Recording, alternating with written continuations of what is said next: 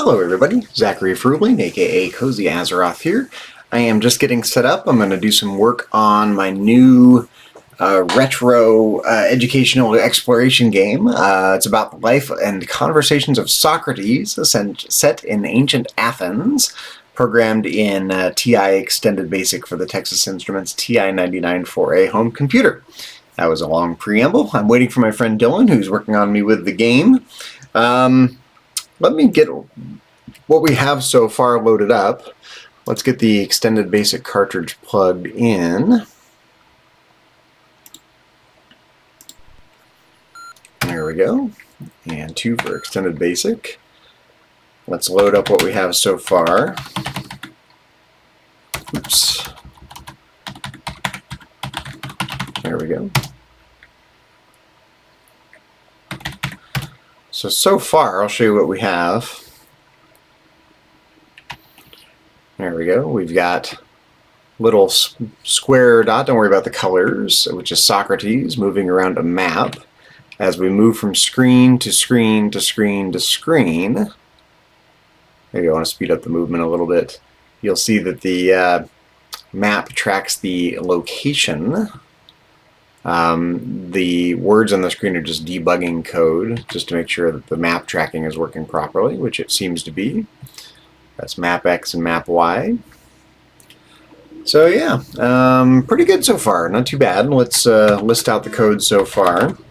We're actually working within a real code editor. We're working within a Sublime Text, just to make it easier to edit the code, but you can see the program we have so far. And Dylan will be here in a second, so once this finishes listing, I'll get into the voice chat in Discord. Okay, let's do that in the Cozy Azeroth Discord server, which you're welcome to join. The link is in the Twitch channel description. So let's see, a lobby. And I'm going to share my screen inside Discord so Dylan can see what I'm doing. He'll be along in a minute. He said he's running a couple minutes late. So entire screen, screen 1. There we go. Okay. So I want to accomplish a couple things today. We talked about, here, let me run the game again. We talked about using, rather than these plain borders around the map screens, we talked about using some sort of like a retro Greek tile design just to make it look a little more colorful and Greek. I go back and forth on that because on the one hand I want it to be more interesting than we have to make it. On the other hand, I really like the minimalist Atari 2600 adventure game aesthetic that I have going on here. So I'm not sure what we're going to settle on, but I think we're going to try a couple different designs today. Also, you'll notice that as we go from room to room to room to room right now, the design is essentially the same. So what we want to do now is start differentiating the rooms. In order to be able to do that, because of the memory limitations, even with the 32K memory expansion in Extended Basic, we're going to need to do a few things. We're going to need to be very conservative about what we put in the game. We're going to need to combine multiple statements on the same lines and be very efficient about what we pack into these rooms.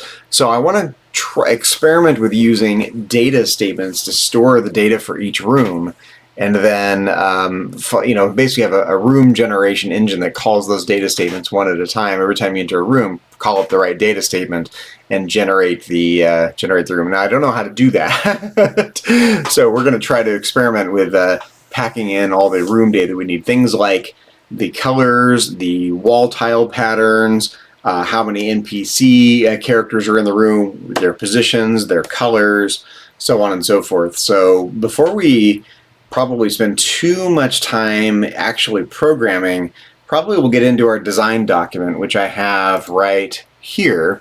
We'll create a new little section just to brainstorm on the data statements and see if we can come up with every piece of information we're going to need to generate each screen of the map.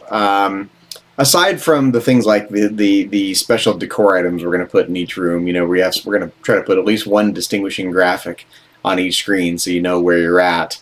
but we want to start differentiating the rooms themselves, colors of the borders, colors of the tiles.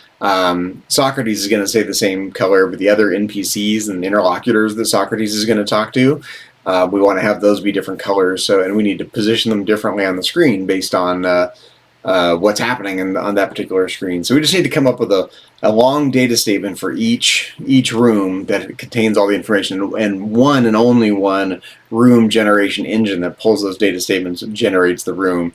I think that'll be the most efficient way to differentiate the rooms, rather than having a rat's nest of if-then statements to tell you what's in each room. I think the data statements will be a lot more efficient, because we're planning to have something like 30 or 35 screens in this map, which is a lot for TI Extended Basic. So we're going to have to be really, really efficient, in other words. So anyways, that's where we're at right now. And you can see the code so far in Sublime Text. Oh, excuse me. I'm going to take a sip here. I've been drinking coffee and finally going to hydrate a little bit. I see one person tuning in already. There's not much happening right now, but thanks for tuning in. Just waiting on my friend Dylan. I'm here. Oh, you're here. Hey, you're here. Yes. Excellent. All right. Can you see my screen and everything already? Yeah, you said? Yep. Perfect. Yep. How's it going? Yep, I can see everything. It's going good. Good, me too. I'm okay. A little tired today. Just decided to take today off, you know. I got, my sister paid me $1,000 to make a website for her music classes, essentially. So I spent most of last week doing that and was really, really tired. So I, relaxed a little bit this weekend and a little tired from it still today. So I figured I'd just take the day off and work on the game with you and just dink around and do other projects and just have a nice mellow day for myself for once. Nice, I love it. Yeah, so, but we have a game to make. So, what have you worked on? Have you worked on anything since the last few days? You said you wanted to work on tile designs, right? Yes, I did those few tile designs that I sent you, and that was pretty much it for the games. I've focused on music other than that. Nice. Well, let's try to do one and see what it looks like.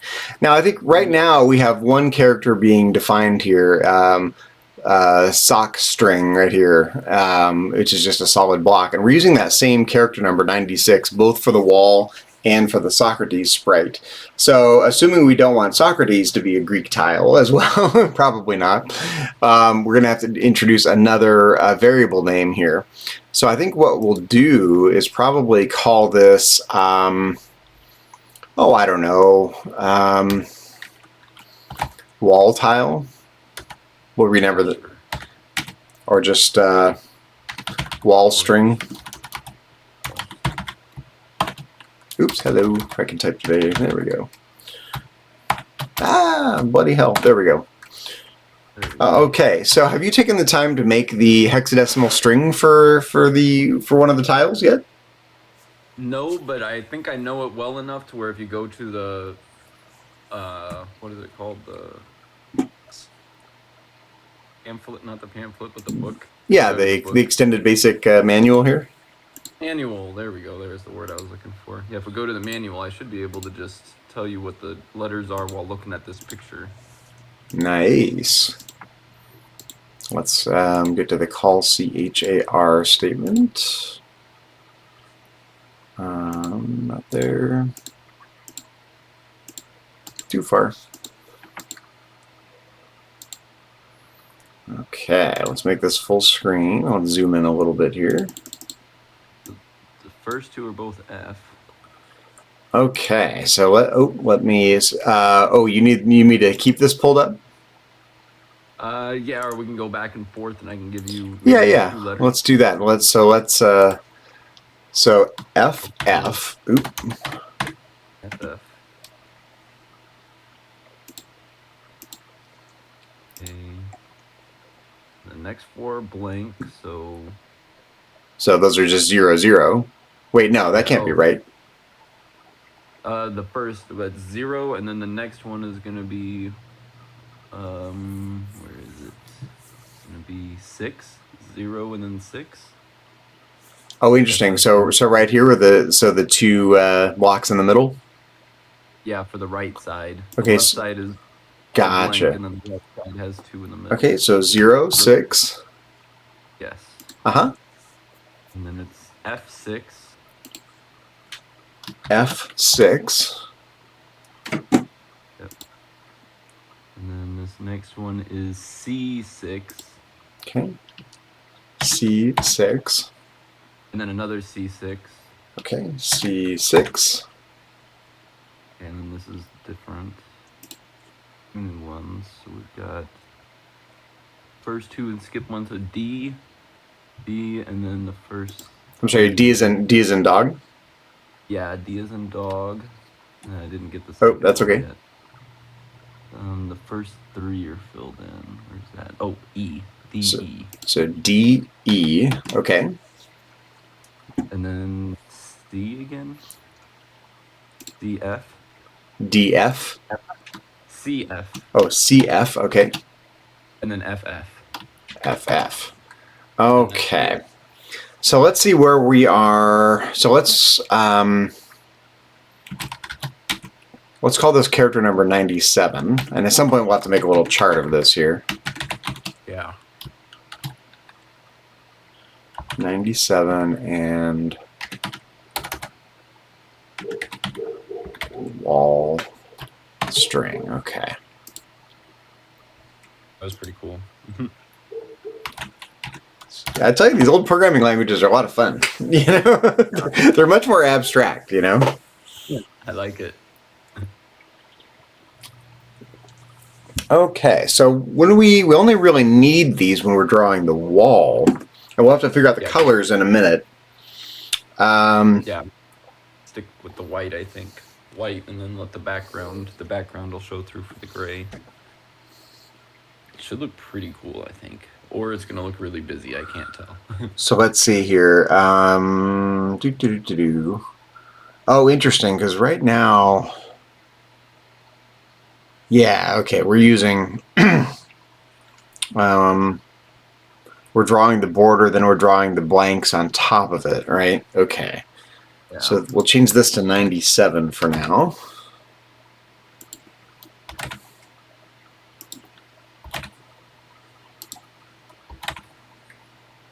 Where do we define the colors? Oh, right here, color. So so this would be white. No, we've got I gotta remember is it foreground, background, and then a group number? Let's never remember that. I've been doing it my whole life and I can't remember it. Okay. Okay. Character set, foreground, background. Okay. So character set, okay, 9, foreground, background. So foreground to be white, background to be clear. That works because the screen is gray. Yes. I think that's all that's needed. Let's plug it in and see how we do.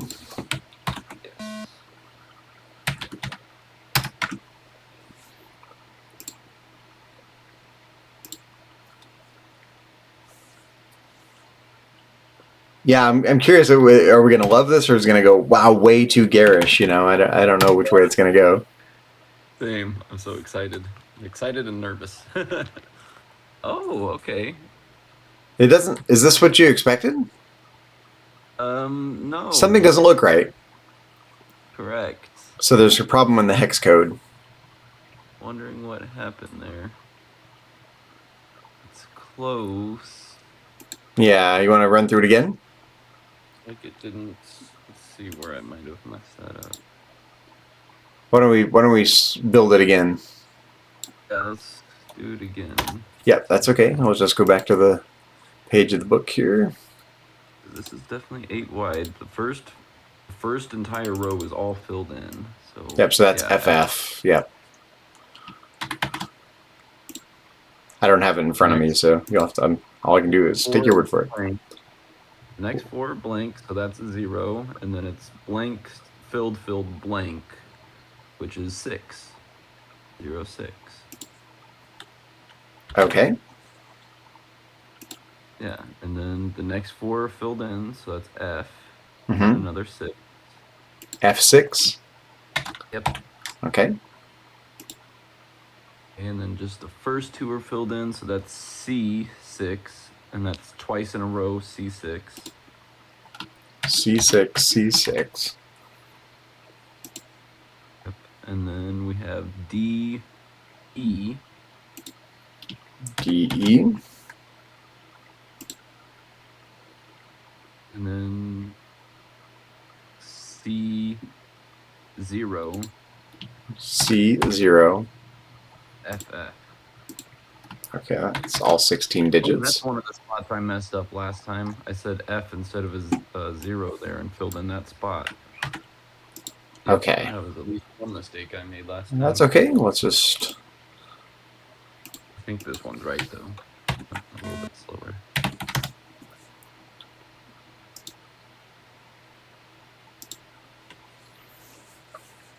Yeah, I'm curious whether we're going to like it or not. Same. And this should only really work for the top row, I think. Maybe the bottom row as well, and the sides will look wrong when we do get it right, because they're not going to be sideways, so they won't connect. Oh, there we go. Yeah, look at the top row now. Yeah. Oh, yeah, I see what you mean. It really it works for the top, but not so much for the... You know, we could do... It works for the top and the bottom. Perfect. This needs to be spun sideways for the sides, and the corners need to be something more unique. Yeah, exactly. Cool. And maybe like where the doors are going to be at, they need to have a solid wall there instead of on the openings. But actually, it doesn't look so crazy. I kind of like it that. doesn't look too bad. I mean, it is a little weird. I mean, maybe these need to be flipped around, maybe, and then.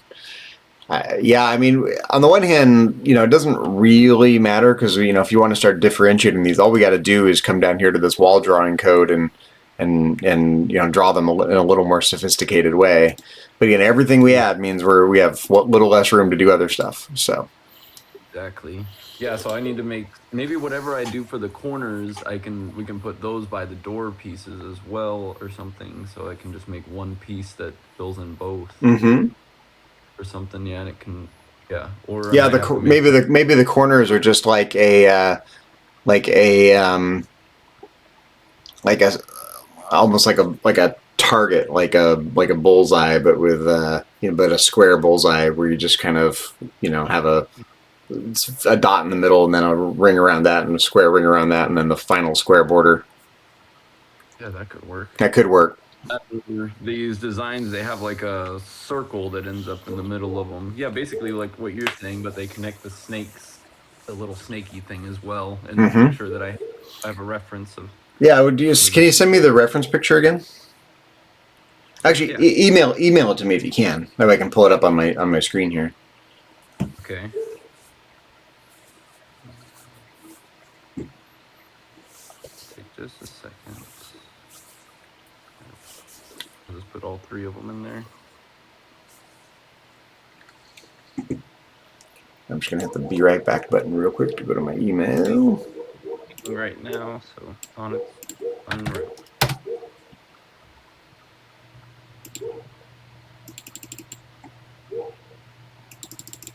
It says it's sent on my end now, so any second.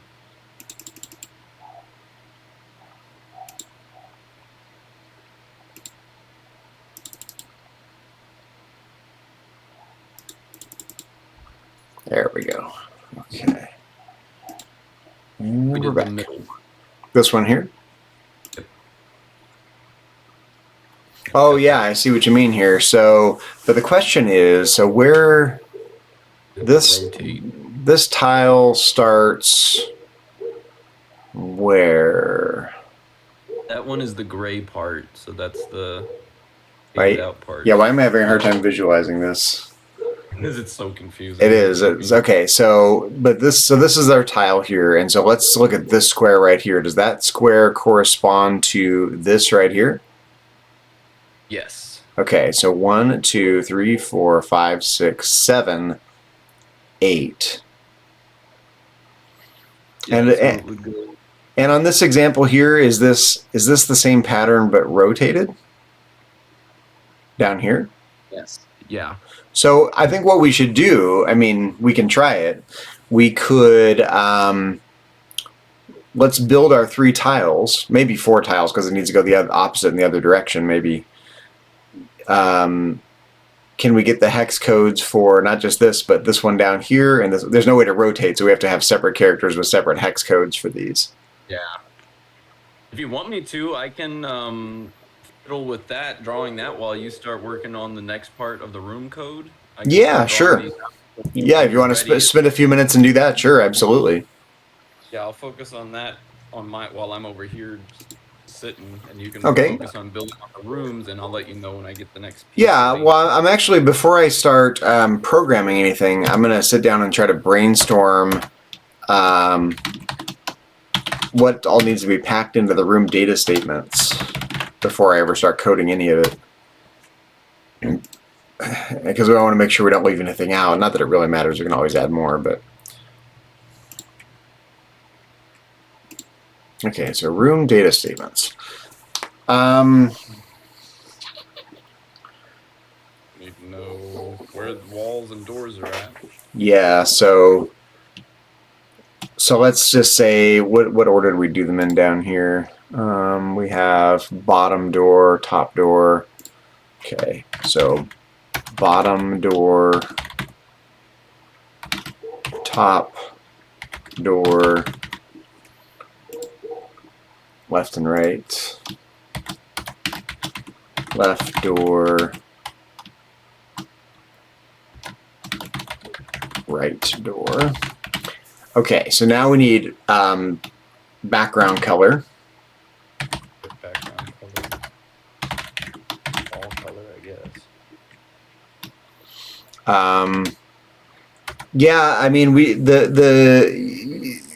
the wall tiles, you don't have to have the same background color as the room background, because those are, you can have separate foreground and background colors for that. So if you anticipate wanting to control those separately, like say you want to, again, just to make it extra garish here, like say you wanted a red floor, but your wall tiles you wanted yellow and blue, you could do that.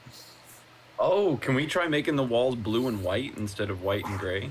Yeah, definitely. Definitely. We can do it right now. Guys, I didn't realize that. Yeah, so white and blue. Do you want... Blue for where the gray is at right now. White. Okay, so blue is where the gray is at right now, which would be right here. So instead of transparent, we have 5 as the background color, which is a shade of blue. There's 3 different shades of blue. Cool. I did not realize we could do that. Uh-huh. Yeah, it's part of, you know, we're going to learn as we go here for sure. Yeah. Much to learn. I mean, I know a little more about this than you do, but, you know, once in a while we're going to come across those things where you didn't realize something was possible, or you didn't realize a constraint was there, you know. Mm-hmm. But there's often ways around things, too, so...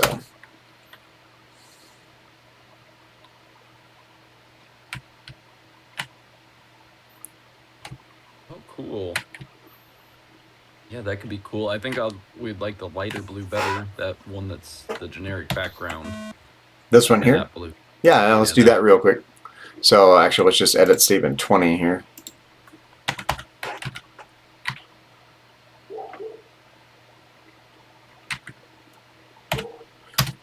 And while we're at it, let's change the color of Socrates, because we don't like Socrates as blue. We like Socrates as the little white square, right? Yes. Okay, so line 70 and line 10200. 70.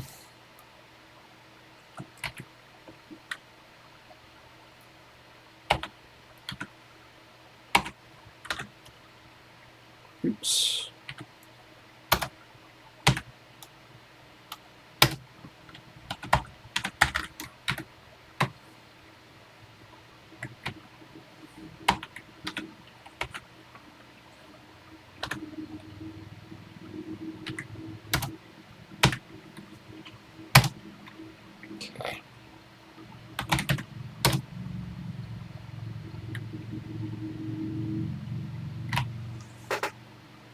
yeah, that's pretty cool. It's kind of fun.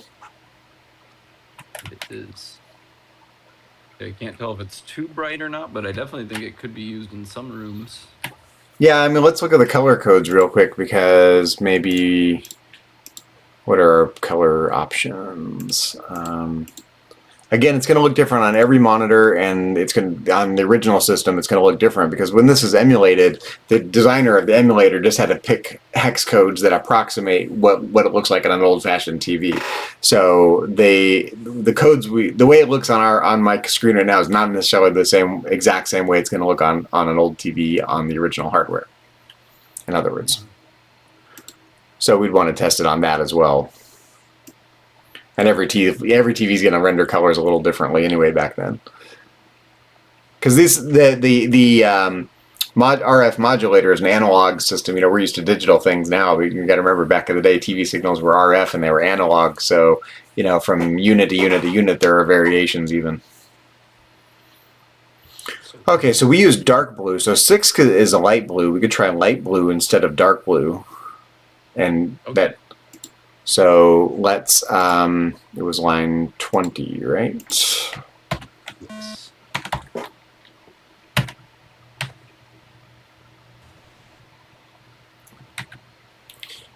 That was number 6.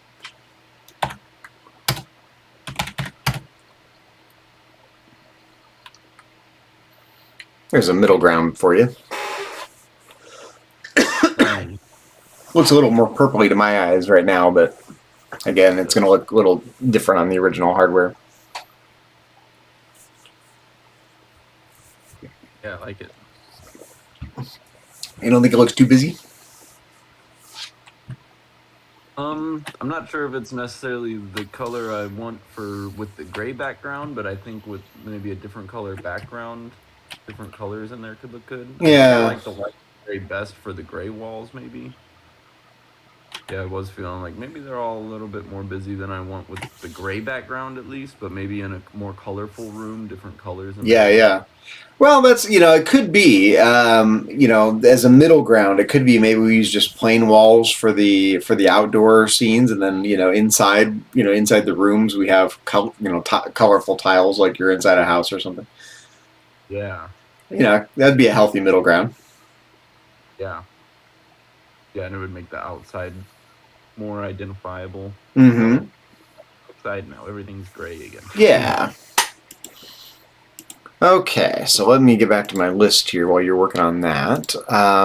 So we need background color. So let's say we need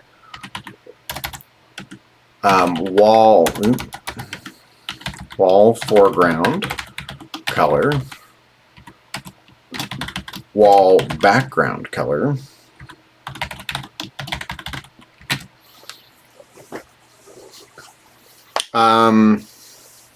are you, again, thinking ahead, are you anticipating wanting different tile designs for the different rooms and different areas and stuff? For the or for like the border wall? Mm-hmm. Somewhat, yeah. I'm thinking that we've got at least 3 different designs we could try out at least, and see what we think.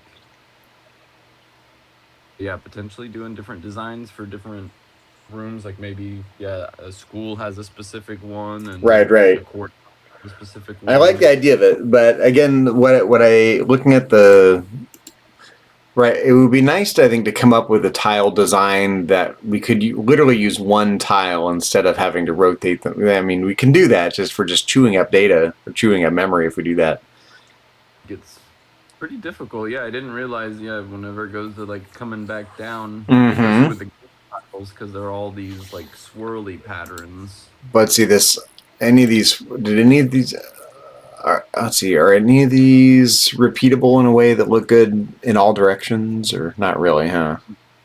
No, all of them need to be rotated. Yeah, every single tile design that I saw, they'll have to be rotated to go on the side walls, and then they'll need special corner pieces too. Right. So, but again, do we need how many do we need? Let's kind of visualize this, because if the right side has to be mirror of the left side, you need left side horizontal, left side vertical, in a perfect world, maybe the corners could all be the same, but top left corner, bottom left corner, top right corner, bottom right corner. But it would be nice to rein that in a little bit. Yeah, I'm thinking the least amount that I could probably do is 6 different ones, because I feel like all 4 corners will need to be their own thing since they can't be rotated. Gotcha. With the way that they go. Okay, well, let's plan ahead then on our list of things we're gonna need. So, what are the 6? The 4 corners. So corner, which are all going to be the same. I think they might. That's why I'm thinking they might be 4 different ones, because they'll have to rotate, and they can't rotate.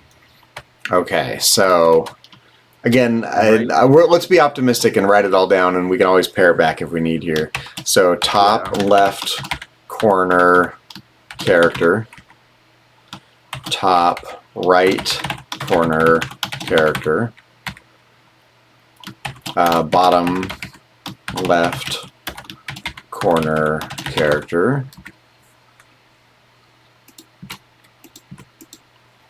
bottom right corner character. Okay, and what else now? The top wall character. But the left and right might need to be mirrors of each other, right? I'm not sure, because the top looked like the top and bottom look both correct just now. So I'm hoping that the right and left will also just kind of look correct and not need to be flipped. Because the top and bottom don't look like they need to be. Yeah, I mean, everything's pretty much fine here. I mean, they look. It'd be nice to do something else. I mean, you could mirror them so they're symmetrical. That would be the advantage of doing that. The door right now, the door looks a little asymmetrical, but if we want the door to look symmetrical, we just have to take these tiles and flip them 180 degrees and come up with a hex code for that. Yeah, dude. And then maybe do the same thing on these. Yeah. Yeah, it gets more and more pieces made than I thought I would need to. Yeah.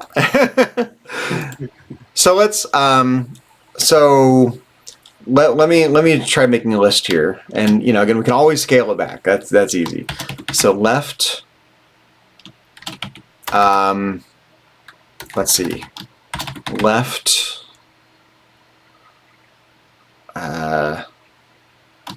horizontal wall character. I know I'm being real wordy here, but that's okay. We're gonna in the code we're not gonna be this wordy because we don't want to chew up our memory. Right horizontal wall character, left vertical wall character, which may or may not be the same, we're not sure yet, and right vertical wall character. Why do I have an extra space here? What happened? There we go, have it. Okay. Right, so, in theory we could have, the tiles that are on the top could be different than the tiles on the side, because they could be rotated, It might be good to try it and see what you, do the whole thing, see what you really need, Yeah. I've got one of the corners, I got the top left corner made now. And yeah, looking at it, I'm like, yeah, we would have to rotate this for all 4 corners. Well, why don't you draw them all, and then we'll code them all at once. Okay. While I'm working on this, because I still want to think through this. So, we might have, then we're going to have a bunch of NPCs in the room, right, at various locations. So we're going to say, let's say NPC 1,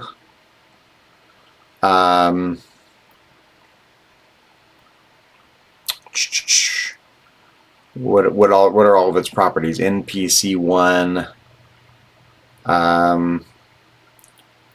location. Yeah, X, NPC 1 Y, NPC color, 1 color. Yeah, they'll all be the same shape. So. Yep, but also we want to figure out if it needs dialogue or not, right? Yeah. NPC 1 dialogue. Yeah, so that you can talk to them. Yep. Does it have dialogue for you or not? Which And of potential animation. I'm thinking like the wrestlers might move a little bit or something in some of the rooms. Yeah, I don't know about that. Let's think about that when we get that far. Okay.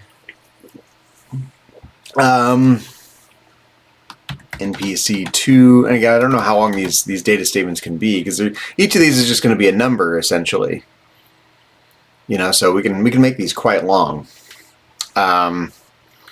And it doesn't eat up very much room, actually. You know, it's only a few characters per line, but we're going to have one of these data statements for every room.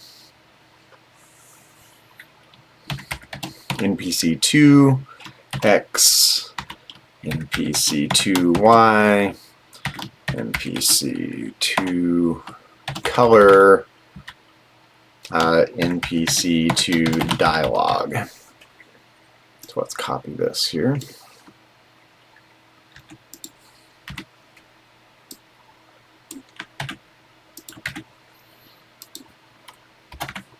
I don't know how many of these we can really get away with here. Because some of the dialogues have quite a few participants. Like, I don't know exactly, but I'm curious. Google can probably spit out the answer, or AI can probably spit out a close enough answer. How many participants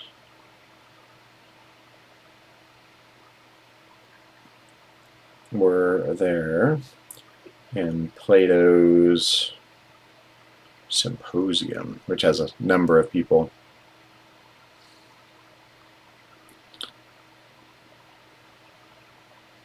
There were 7 speakers in Plato's Symposium. So let's say we're going to have a maximum of 7 here.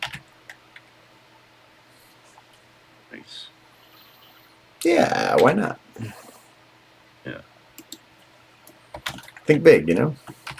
I think 7 is probably the max that we'd need, because that symposium is like a dinner party where everyone gives a little speech on the nature of love, or eros, I guess technically, which we sometimes call love, but you know the Greeks meant something a little different by eros.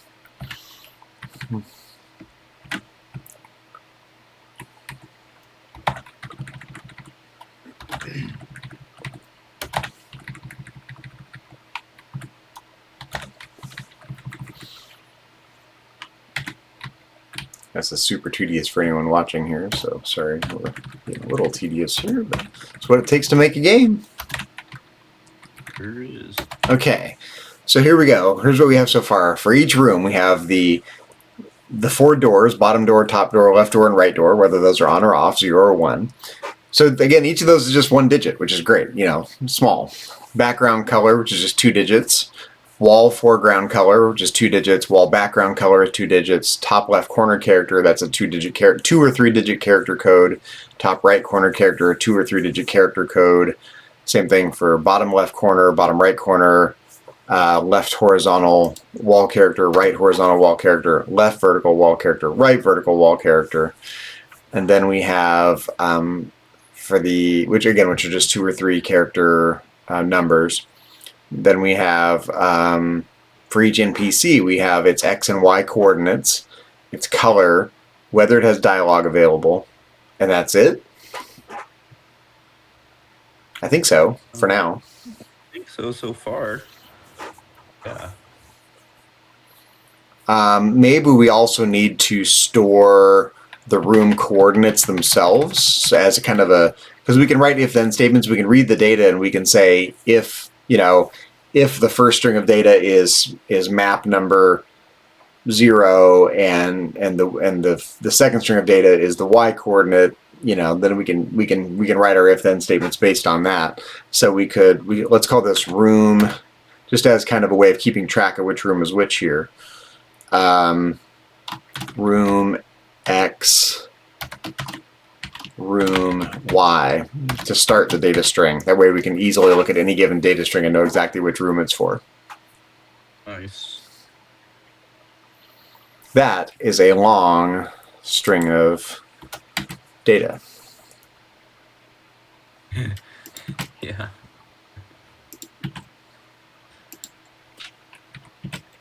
But it looks longer than it's really going to be. So let's make one of these just to kind of see how long it is and see if it really fits in the max line length. I know this kind of thing is super tedious. It's just, you know, measure twice, cut once, right? As they say in the construction industry. Absolutely. Little planning means you don't have to rebuild stuff. Yes.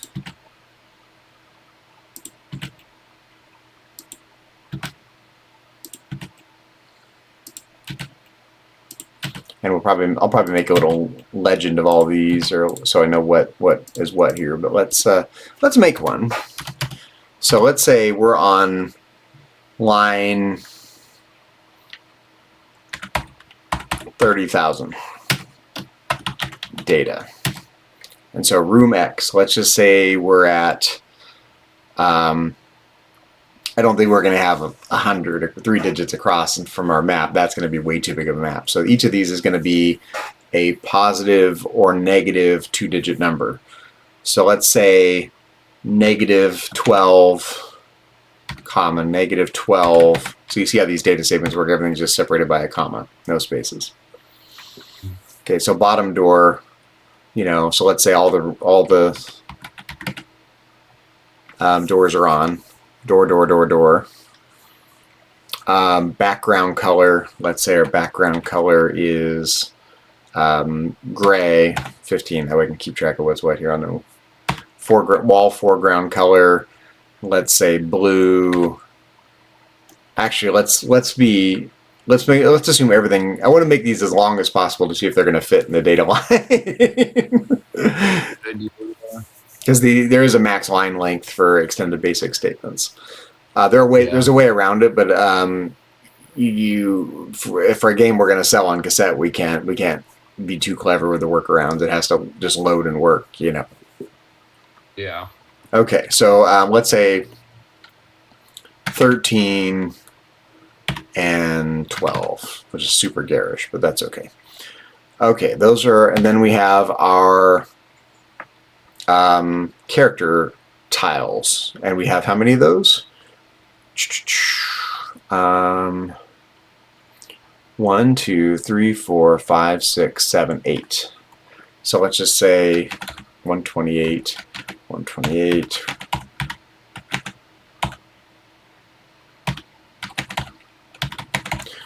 One, 2, 3, 4, 5, 6, 7, 8. Okay. Now we have NPC 1X, and let's assume, again, same thing, let's assume that they're going to be way out in left field here. -12, -12. You know, a negative 2-digit number. That's probably the biggest biggest space we're going to need on the room map, right? Negative 2-digit number. We're not going to go 3 digits on the map. That'll be huge. Yeah. No need. That's way too big of a map. Yeah. Okay, so then we have XY, the color. So let's say a 2-digit color. I don't know, 14. Whether it has dialogue, which is 1 or 0, let's assume it has dialogue.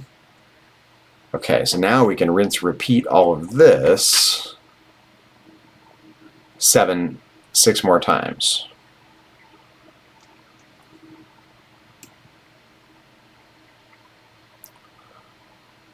So it was NPC1X. So just this information right here, right? NPC X, Y, color, and dialogue. So we said 6 more times. 1, 2, 3, 4, 5, 6. There we go. So now what I want to do is, let's get rid of this for a second. Let's paste this in. Oh yeah, that's too long. Look. Dang it. Line too long. I knew that was going to happen. Yeah, so. You gotta shrink it. Well, to know what that means is we need to break it up. Oh, okay, perfect. Yeah, so we need to have something like data. All the room data will go on one data line, like so. And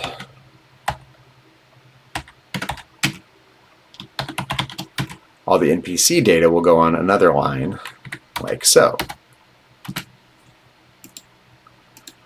I know it looks funky because of the line break there, but let's grab this. This should be fine.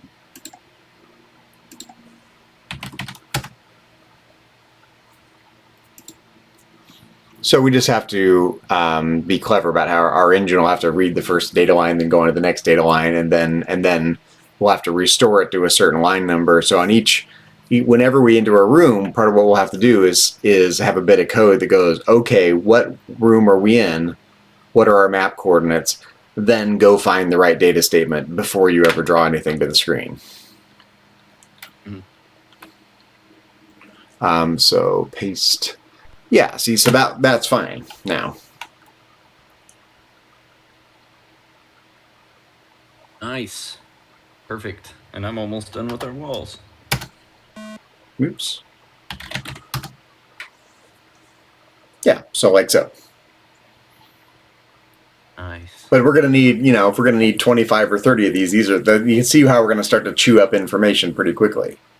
Absolutely. But the advantage is that's a lot of information packed into not too many lines. Yes. So if we do that and we build a little engine and a few lines of code that grabs the right data lines and builds a room. Now I don't know how to do that yet. So yeah. Well, by the end of it. Well, yeah, I think the thing is I'll probably have to bust out some pencil and paper or a separate section of this document here and just start churning it out and see how it goes. See if I can be clever enough to figure out how to do that. Yeah.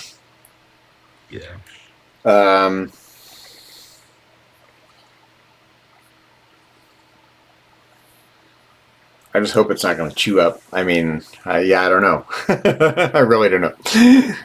How are you coming on your hex codes? I've got the 4 corners and I have a left and right wall design now.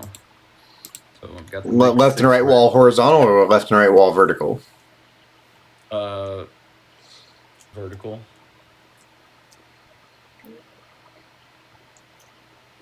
So do you anticipate using the same tile for both the horizontal rows and the vertical rows, or do you want to rotate the vertical ones so they when you hit a corner they rotate like they're along the border?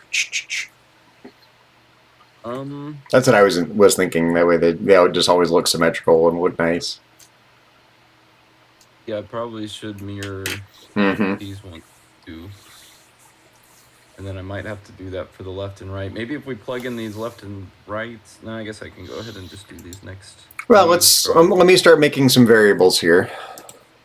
Okay. So you work on that, and I'm going to start setting it up here. Okay, perfect.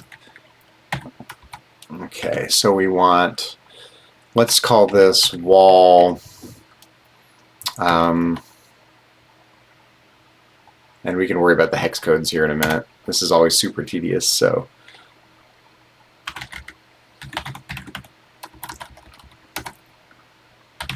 Top left character.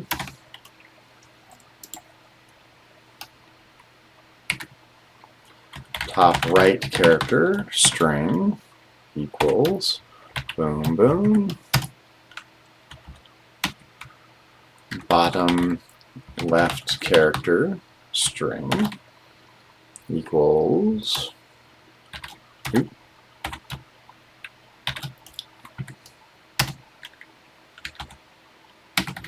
Bottom right character equals, sorry, I might be being distracting talking in your ear. Nope. I'm just trying to talk through what I'm doing for the benefit of anyone watching. Okay, so let's say left horizontal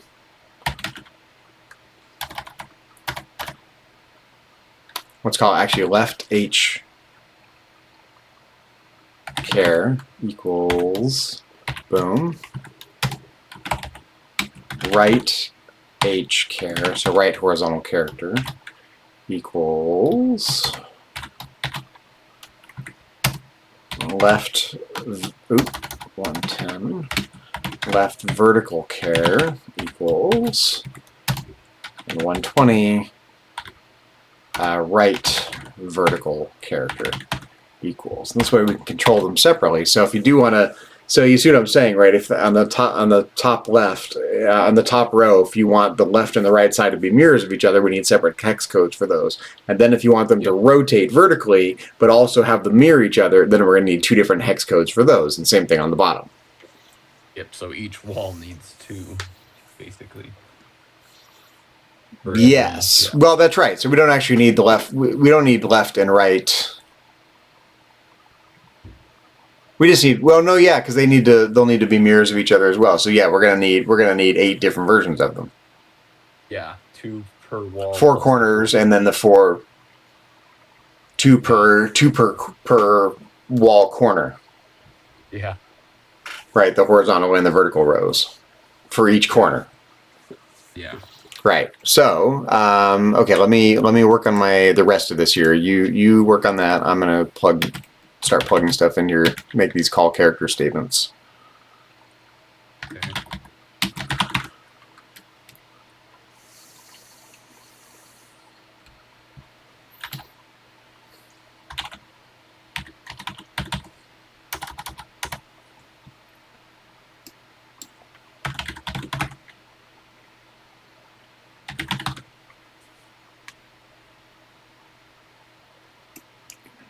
Actually, I'm just going to do top L char, top R. I'm going to try to save a little bit of room.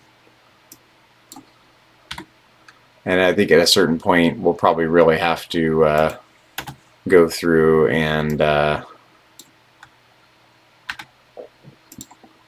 tighten up these variable names. Okay, so top right car. Top L car, top L car.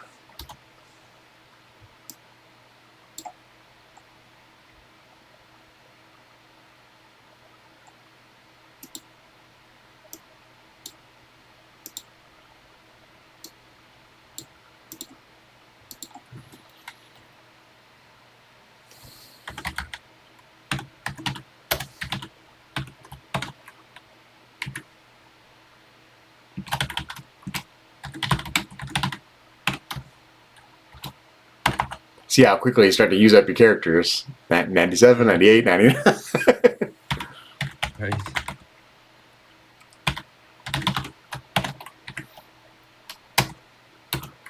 I think working within the constraints is a lot of fun, personally. But it gives you a lot to think about too. It does. I mean, it's amazing how many things have to come together to make a working game. You know, it's just I'm fascinated by it. Same. Yeah, the more I watch like Max playing modern games, I'm like, how in the world? Well, they have large teams of people working on lots of different pieces, you know. Huge teams. Yeah. Credits are... Oh, I added a couple things to our Spark Gap games, by the way. Oh, cool. I'll show you here in a minute. Cool. 101 left H.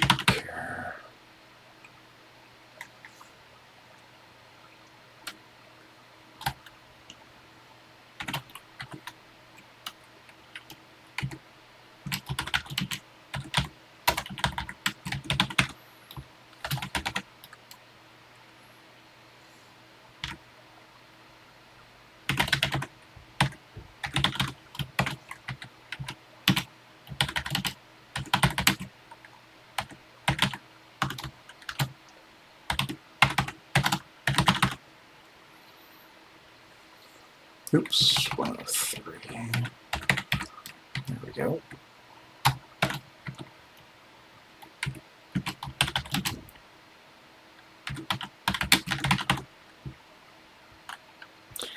Even this kind of information I might be able to pack into data statements in a way. There's lots of ways to tighten things up that if we were to start running into trouble we'll do, but for now. Okay. I just want to make it understandable first, you know. Yeah. So this is 130 now, and this is 140 now. Okay.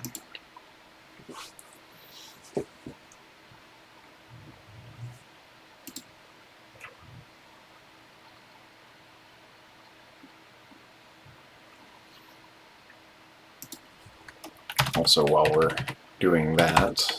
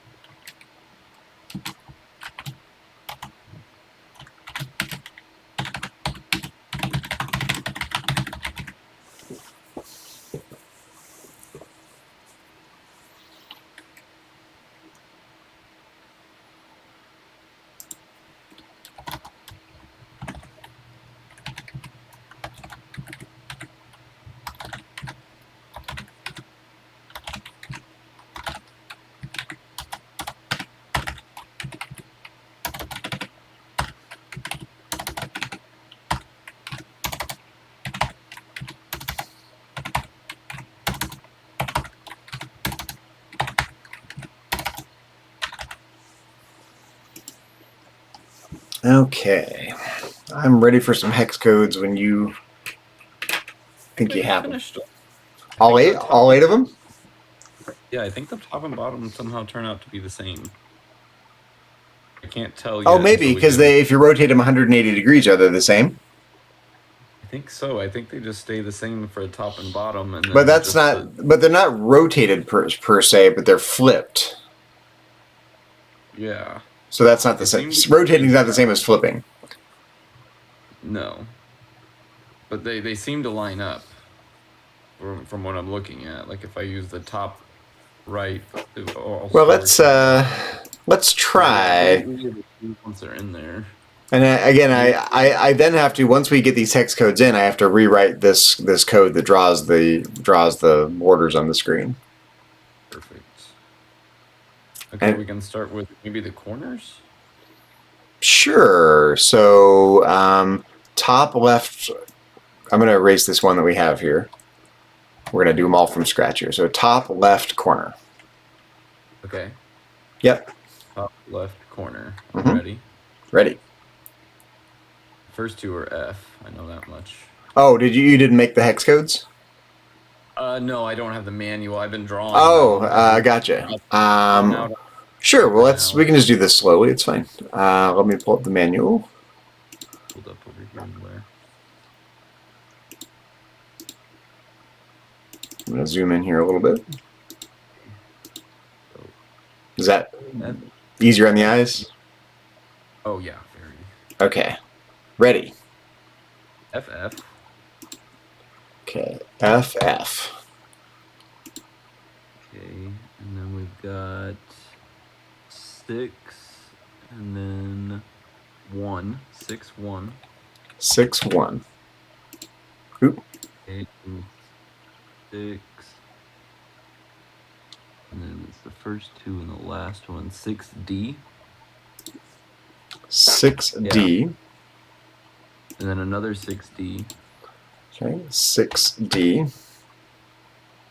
And then it's another 6 and a 1. 6, 1. 6, 1. Okay, and then we've got the right 3, so 7F. 2 of those in a row. 7F. 7F. Yep. Okay. And then all 4 blank. 0, 1. 0, 1 are our last two. 0, 1. Okay, let's just check our digits here. We got 1, let's see, actually 1, 2, 3, 4, 5, 6, 7, 8, 9, 10, 11, 12, 13, 14, 15, 16. Perfect. Okay, top right character? Top right, and these are the corners, right? Yeah. Okay, top right corner, FF.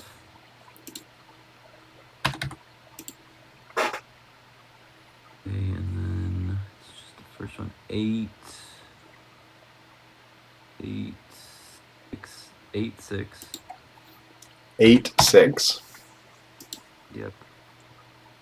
And the first one and the last two, B6. I'm sorry, repeat that? B6. B6.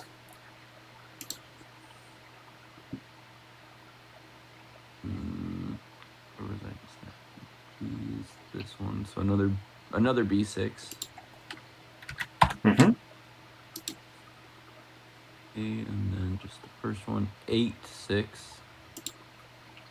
8, 6. Yep. And then F, E, two FEs in a row. FE, FE. Mm-hmm.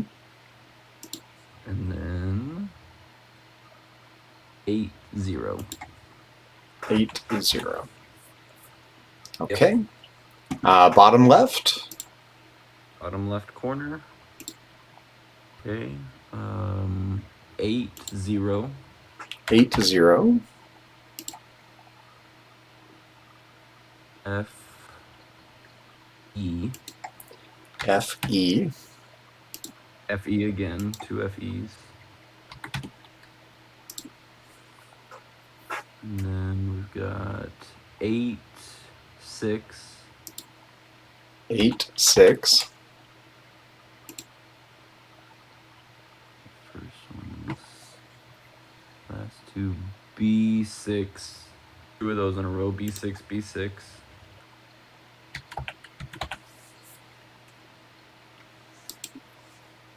And then 8, 6. FF. 8, 6, FF. Yep. I'm just going to count here. 1, 2, 3, 4, 5, 6, 7, 8, 9, 10, 11, 12, 13, 14, 15, 16. Perfect. Okay, bottom right. Bottom right. 0, 1. 0, 1. Okay. Oh, sorry, you need the...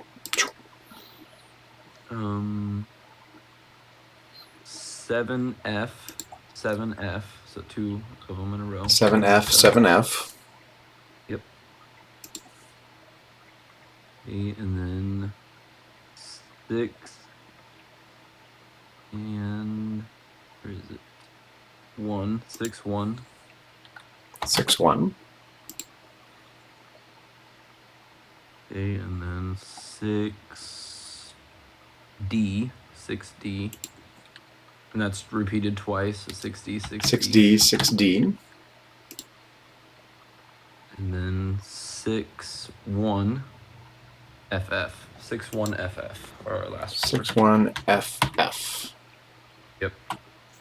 Okay, so, oh, I see what I did here. Forgot a dollar sign there. Boom. Nice, okay. All right, now the left horizontal character, so the top left along the top of the screen, the left side of the top of the screen. The left side of the top, so what we had done the first time, top left? I think so. I mean, you tell me, right? Yes, I think so. Yes, we're at the top of the border, but the left side of it. Yes. Is F.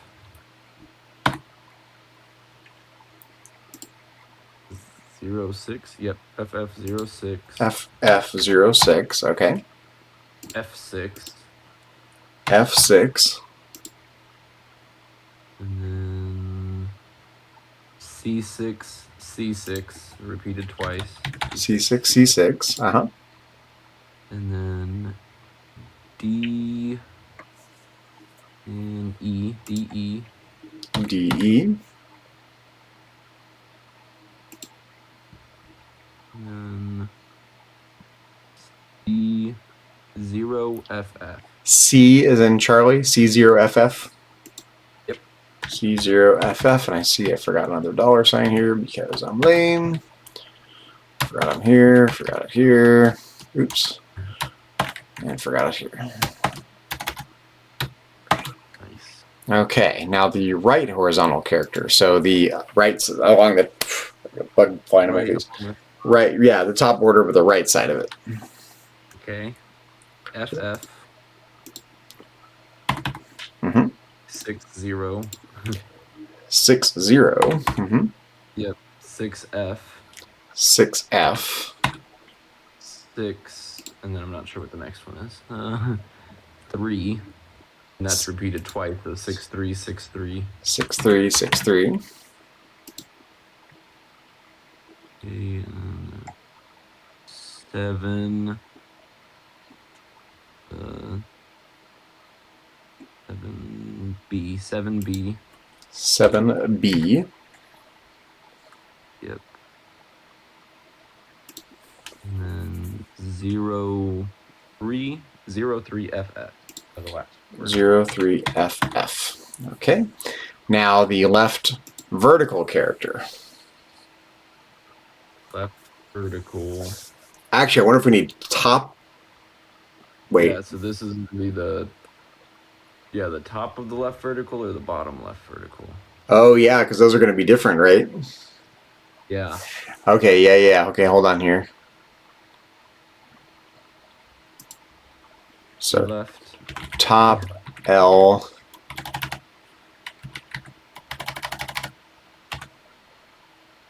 Wait.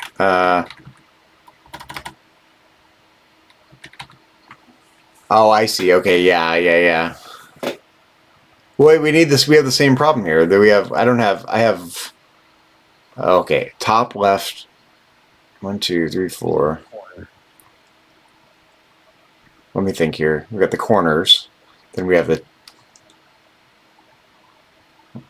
Oh yeah, we need top left horizontal character and top right horizontal character.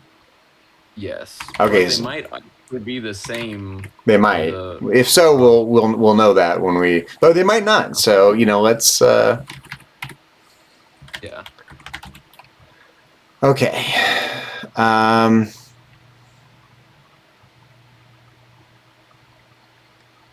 Top left. Top right.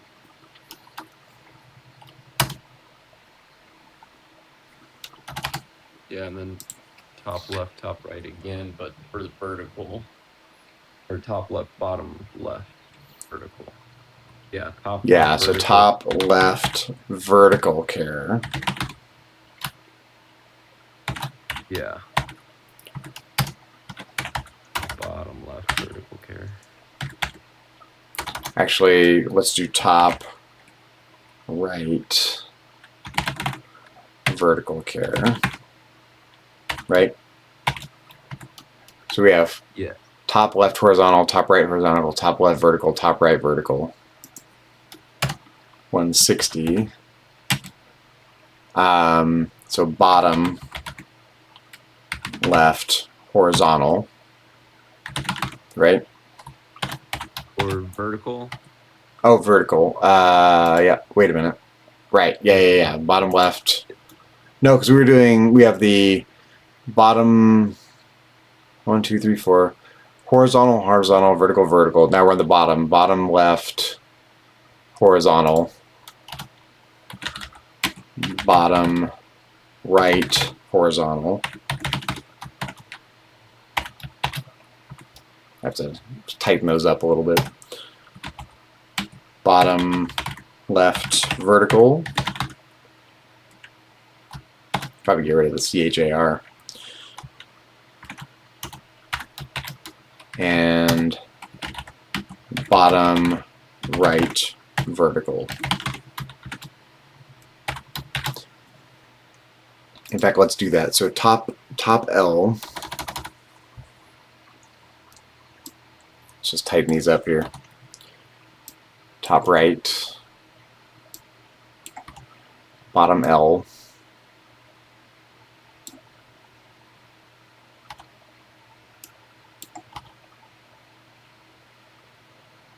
Bottom right.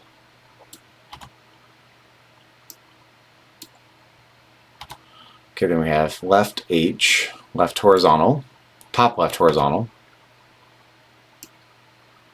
What did I do here? Okay, yeah, top left horizontal, top right horizontal, top right horizontal, top left vertical, top right vertical, $sign, bottom left horizontal, bottom right horizontal, bottom left vertical, bottom right vertical. Okay, there we go. Okay, top left vertical. Mm-hmm. Okay.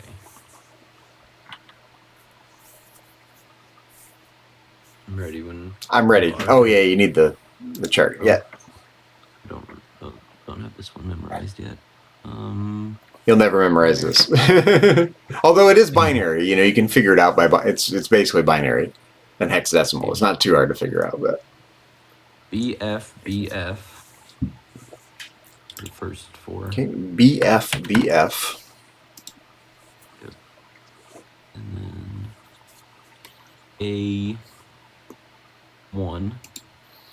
A1. And then A5. A5. And then 8-5. 8-5. Then FD twice. FD. FD. Okay. Okay, and then 8-1. 8-1. Okay, that looks right. Okay, now we're on the top right vertical. Top right vertical. Okay.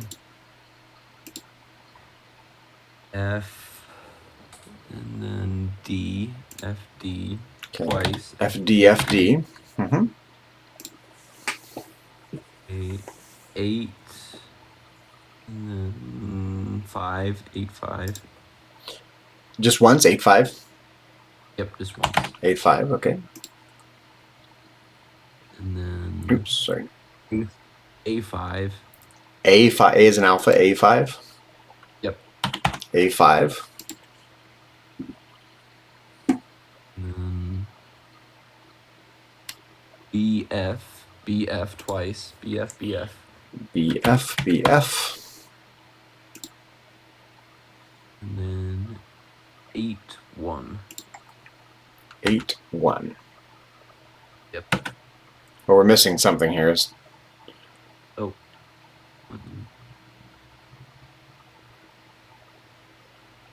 Miss a row?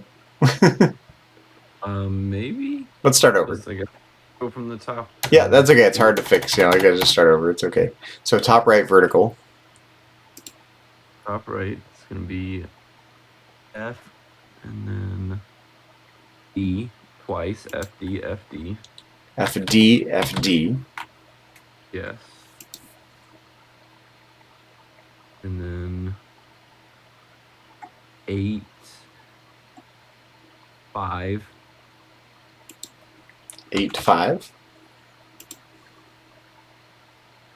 Then A5. A5. Oh yeah, this is a row I missed. A1. A1. And then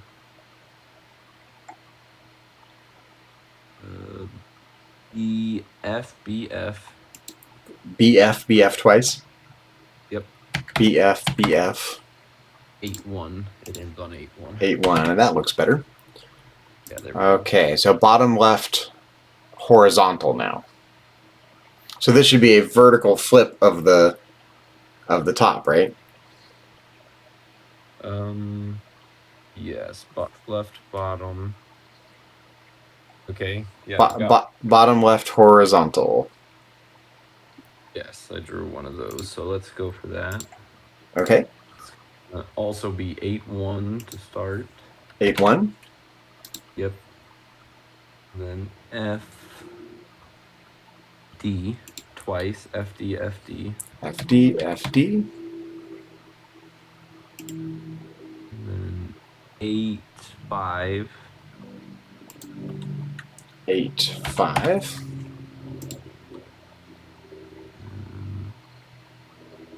A5, A5. Just once? A5? Yep, just once. Yeah. A5, yep. And then A1. A1.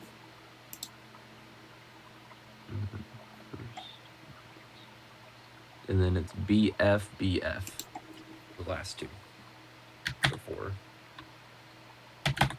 Okay. Yep. All right, bottom right horizontal.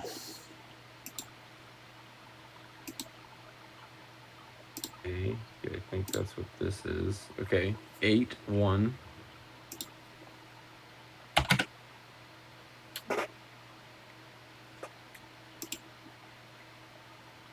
And BF, BF. BF, BF.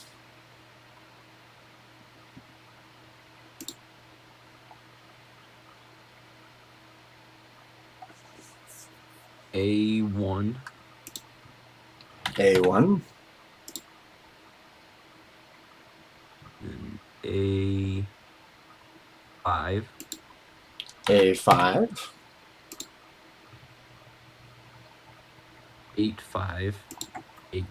Yeah, 8, 5. Just once. 8, 5. Yeah, 8. Yep. And then FD, FD. Twice. FD, FD. Okay. Bottom left vertical.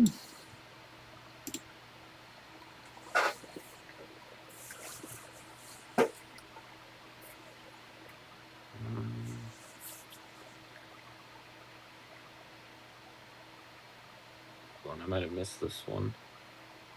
I think we got all the ones that I drew out, actually. I think it was hard to conceptualize if I had them all or not. Okay, because I got the 4 corners, left top, right top, top right, left bottom, right So bottom. the bottom left would be... Bottom left vertical would be coming out of this one. Yeah, I don't think I've drawn these ones yet. So which ones did I miss? Bottom left vertical left. And bottom right vertical. Okay, yeah, so I need to Okay, so you do that, and I'll work on these call CHAR statements while you do that. Okay, so I need bottom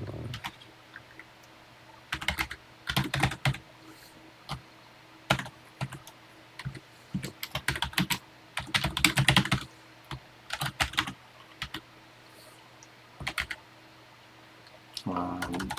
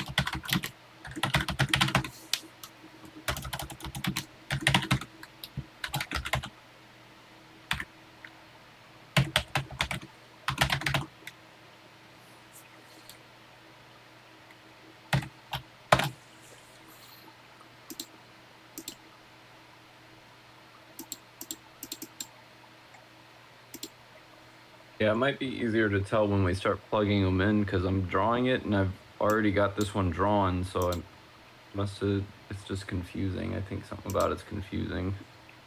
Maybe if we start plugging them in, it'll start. Yeah, well, worst case, we can copy and paste a couple of the hex codes and fix them, you know. Once Okay. I just want to be able to build it and get it on the screen, you know. Yeah. Yeah, I think we have all the pieces, but I can't tell until we start actually seeing it on the Okay. screen and see if some of them are screwed Yeah, up that's still. okay. I want to check something here. Okay.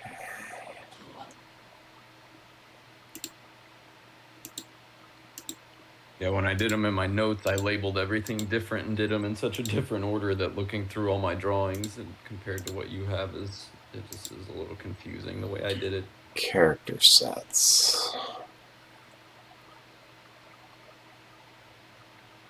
Okay, so we're working with characters number. I gotta add another call color statement here probably. So we're working with character 96 through 108. 96 through 108. So character set 9 and character set 10. Call color 10, 16, 5. Okay, what I'm going to do for now, I'm just going to take this hex code and plug it in here and here. Nice. Okay, so this is gone. This is now line 200. This is line 210, and this is line 220. Look how long this is getting already just to do this. Great. Mad scientists we are. Okay. Now, so what I'm going to do for now, I am going to I'm going to comment this out.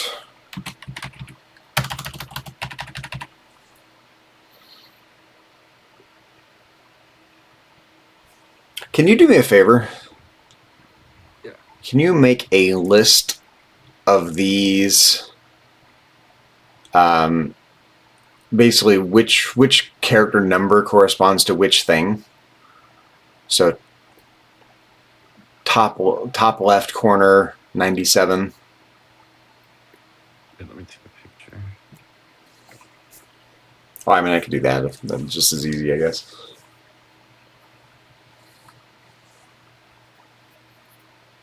Okay. Okay, I've got a picture taken. Okay. So now I need to basically go in here and start build. This is going to be way more complicated now. So let's do 11020.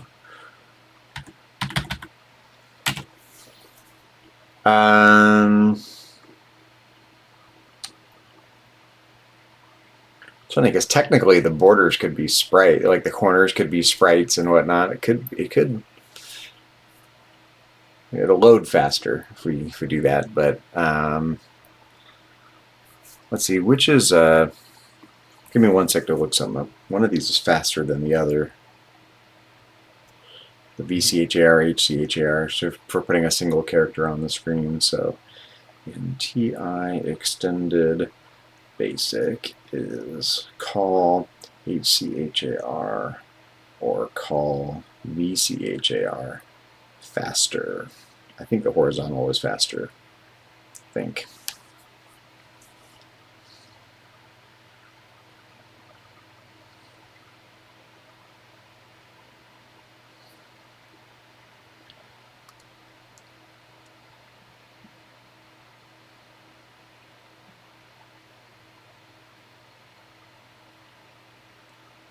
Someone's texting me. Oh. Susan is texting me.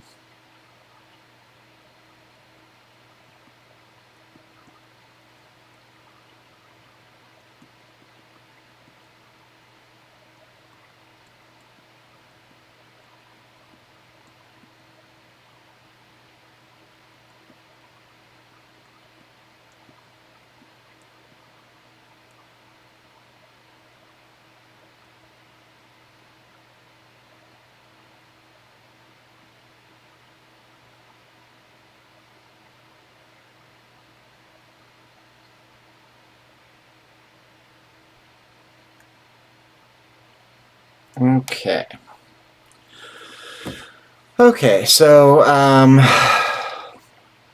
think called VCHAR. All right, so this is row, column, character number, and repetitions. So the top left is going to be row 1, column 1, character number. What's the top left corner? Top left corner is 97. Okay, and then only one repetition. Okay. Call VCHAR. Okay, so row 1, comma 32. That's the top right. 97 and one repetition. I think maybe the one, you could probably leave the one off, I think. I'll test it. Call VCHAR. I see row 24, comma, column 1, 97 and one repetition. And call VCHAR.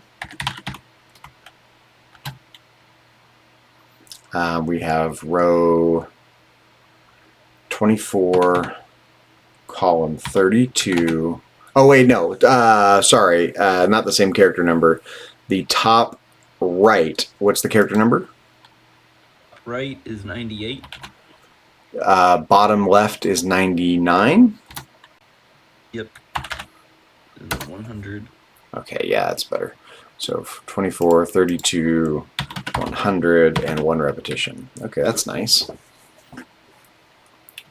Okay, those are the corners. This is going to take a little bit of planning. It is. It's going to slow it down a little bit too, unfortunately. What I was thinking. Yeah, everything we do is going to slow down. That's you can see the balancing act in these old basic games, you know. Yeah, sure is a balancing act. Okay, so this is, I'm just going to comment it here so I know, 4 corners. Probably don't have room for that comment, but that's okay. 4 corners. Okay, so now we're going to, let's do the top left corners. So let me make a comment for myself. So the whole top left of the screen. Okay, so we need, let's do the horizontal part first. So call HCHAR. And now we have to be careful. Let me pull up my map of the screen here.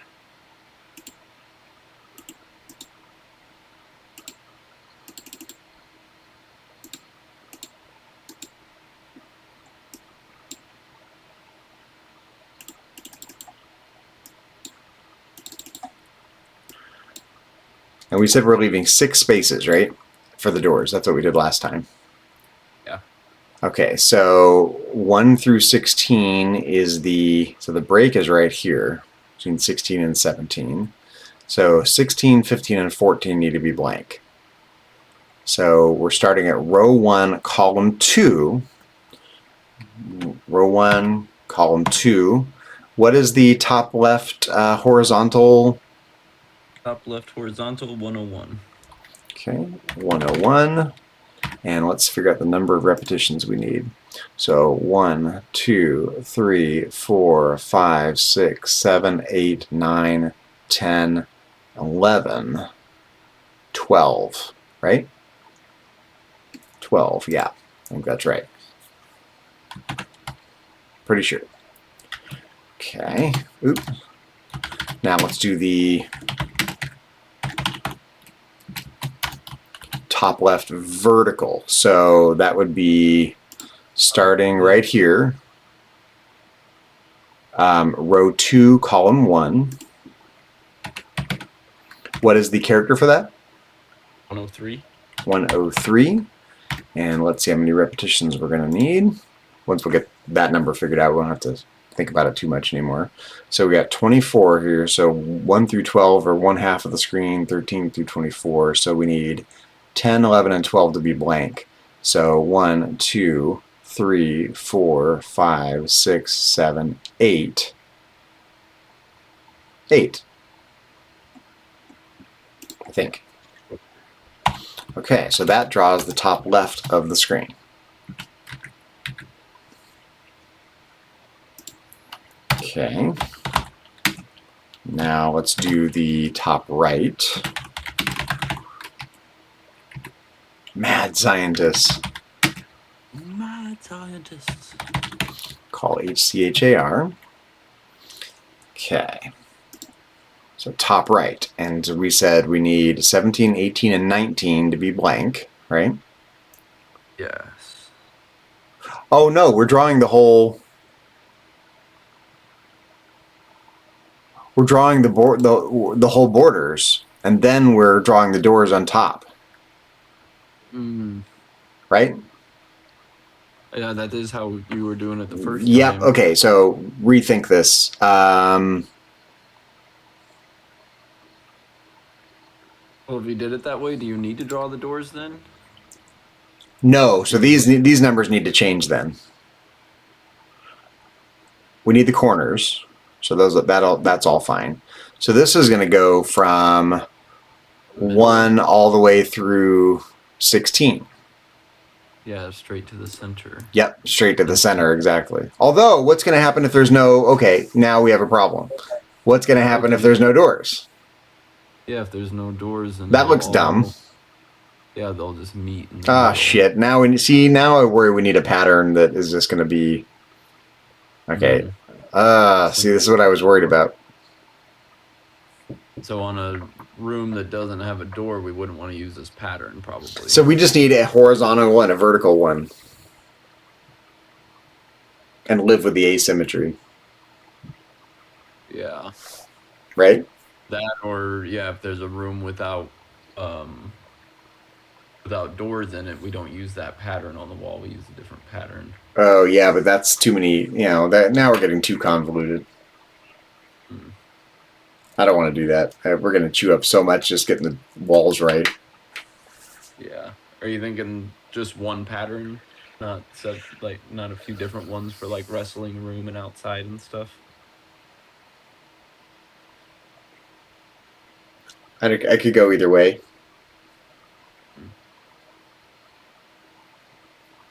Yeah, a wall without a door on it does get more tricky. Mm-hmm. Because all of our patterns now, we made them to where they go. I mean, is there any pattern? There's no pattern you've come up with that just has... It looks fine in any direction, right?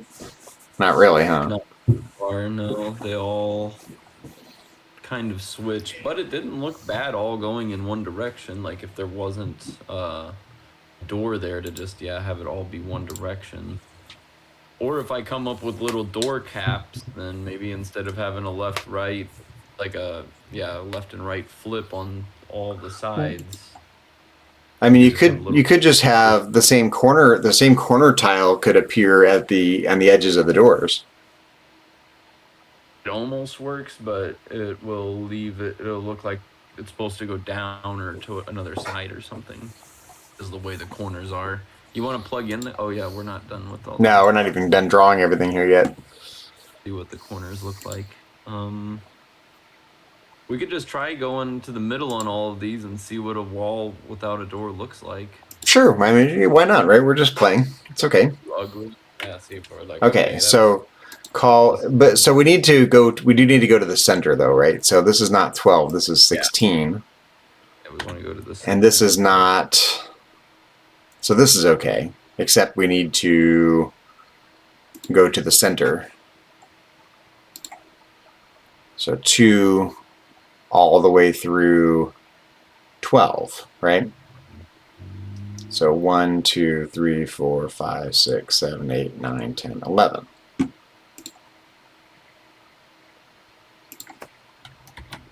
Like so.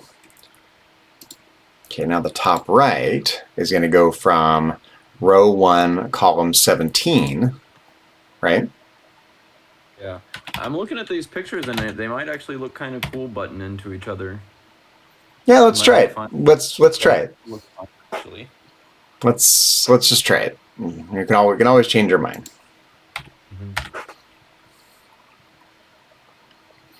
Okay, so top right. So 1, 17. So wait, so right here. So 1, 2, 3, 4, 5, 6, 7, 8, 9, 10, 11, 12, 13, 14, 15. Right? Think so? Why isn't this one 15? Yeah, why isn't it 16, I guess? Is it 32 across? Oh, hold on here. So it's, yeah, so 1, comma 2, row 1. Yeah, okay, so 1, 2, 3, 4, 5, 6, 7, 8, 9, 10, 11, 12, 13, 14, 15. It is 15. This should be 15. So we don't overwrite the corner. Mm-hmm. Oh, what was the hex code for the top right horizontal? Top right. What was the character number? 102. 102. Okay.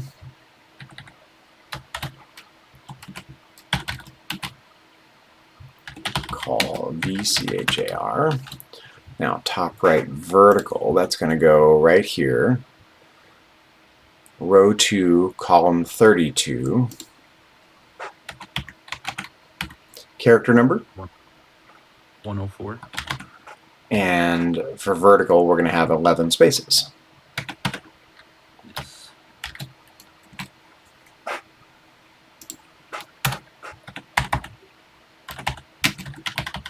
Okay, this is going to be bottom left. So call HCHAR.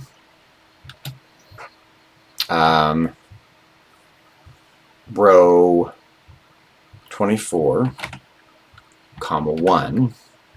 Character number? Is this, which one is this? Bottom left horizontal. Bottom left horizontal is 105. 105. And that's going to be 15. Call VCHAR.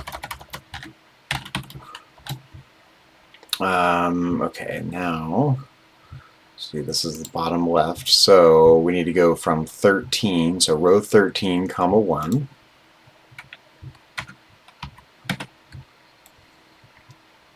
Character number, bottom left vertical. 107. 107. And this is going to be 11 spaces. Let's check our work here. So if we're starting at 13, 1, 2, 3, 4, 5, 6, 7, 8, 9, 10, 11. Perfect. It's like we know what we're doing. Okay, this is going to be bottom right. So call HCHAR. Row 24. And we're going to start at number 17, right? Yes. And it's 106. Bottom right horizontal. Yep. Bottom right. 106. 106. And it's going to be 15. Call VCHAR. Okay, so let's see here. It's going to be row 13.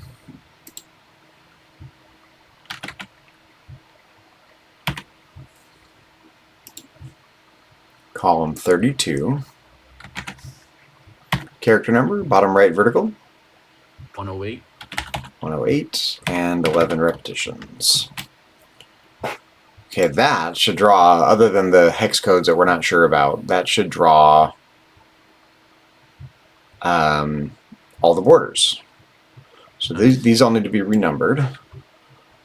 70, 80,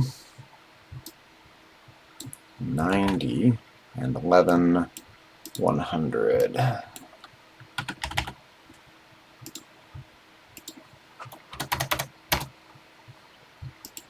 Okay, let's Not sure if it matters, but there's not a space for the comment on the bottom left. Not sure if that'll stop anything, but Oh, right here. I don't think it matters, but let's. To, And I think this is going to be too long, so I'm going to get rid of that. The rest should be okay, I think. Let's see how we did here. New. Oh. That problem somewhere. Heard a syntax error. So where did we get a syntax error here? Mess up the numbering or something. Here, I'm gonna load it again. See if you can. We'll both see if we can see where we're getting a syntax error.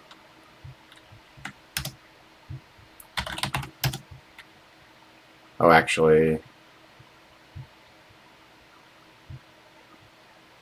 Okay, hold on here.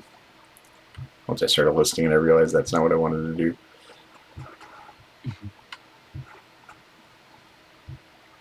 See how long it took to make programs back in the day? Oh, yeah. Yeah, this is wild.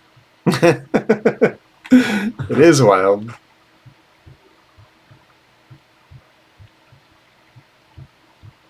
Okay, let's paste in here again.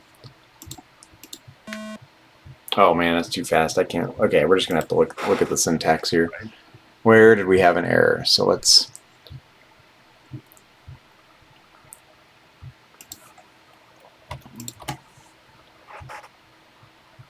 Oh, right here. Here's the problem.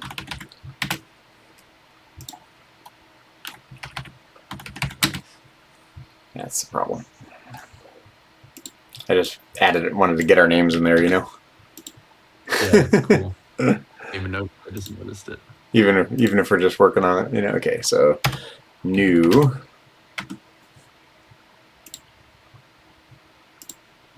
Oh yeah, there we go. That's better.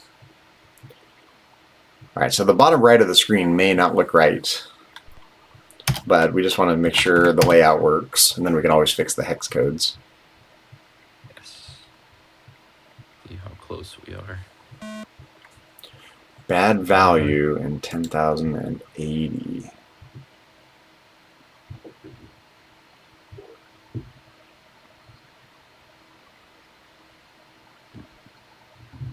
Why is that causing a bit? We didn't mess with that. Why is that kind of getting a bad value all of a sudden? What does that one do?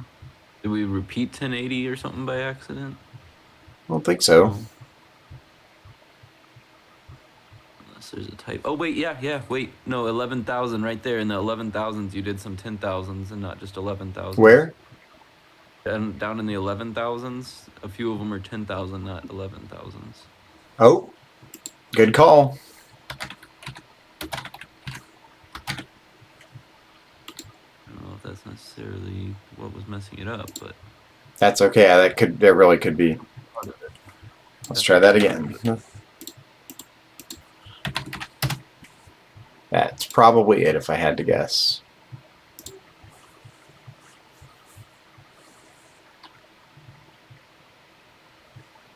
Because those lines in the 10,000s all stack. no beep. I predict that was it.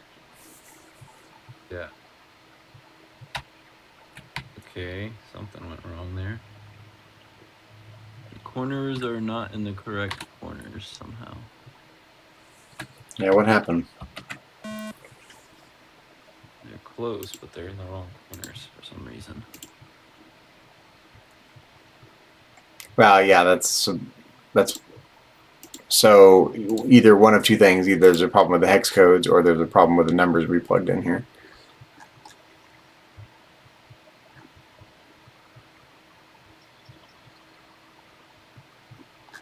But why are we getting a solid... Yeah, why were some of them completely filled in? That, I don't know. 97, 98, 101, 103, 102, 104, 105, 107, 106, 108. Okay. Okay, you didn't use 96 at all. I did not. Not here anyway.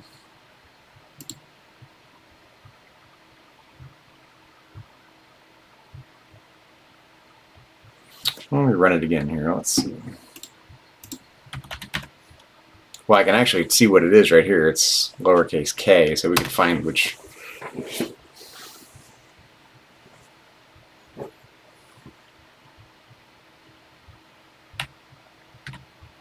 Top right and the bottom left walls are turning in solid for some reason. And all the corners are incorrect. The top left and top right ended up being correct though. So this is how you want it to look? No, not the corners, the actual Oh, wall itself. gotcha. The corners are sideways for some reason. They should line up. They're twisted the wrong direction. The bottom right corner should be the top left corner. The top left corner should be the bottom left. Okay, well, Right. that's fixable. Yeah, they're all just Okay, so let's just double check. The top left. Be the bottom left. That's actually the bottom left corner. All right, so let's see if we can fix this in there in our code here.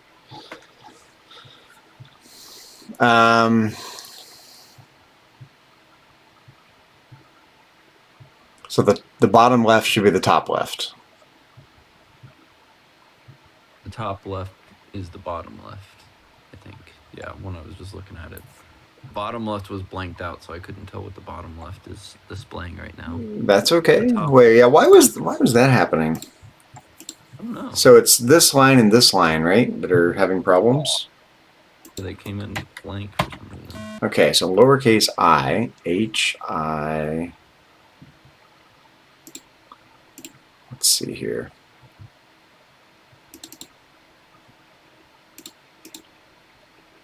I'll be right back. I gotta run to the room.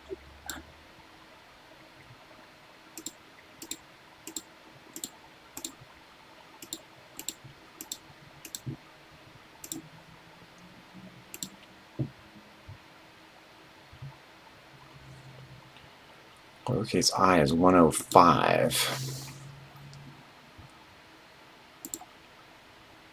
Oh, I see. My fault. I see here. Okay.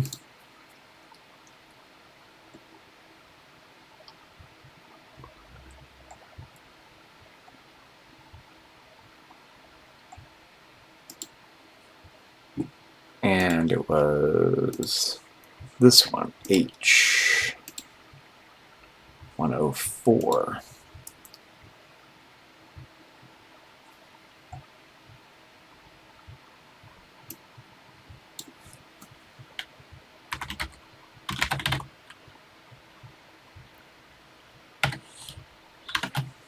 Okay, so that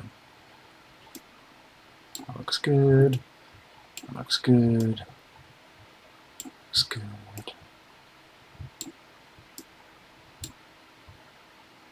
Oh, okay, top right, B string.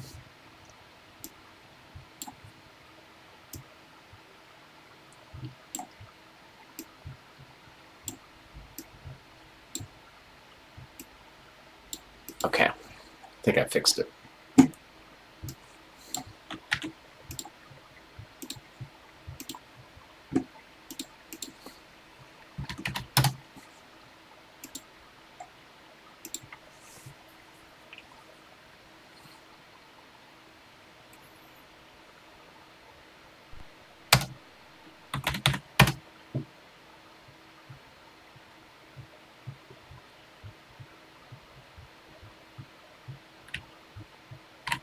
Okay, why is that one still having issues?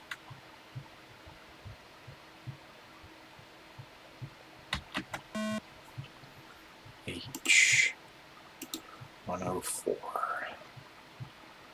Top right, B string.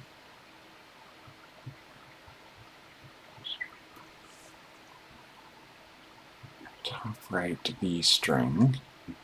It's top right.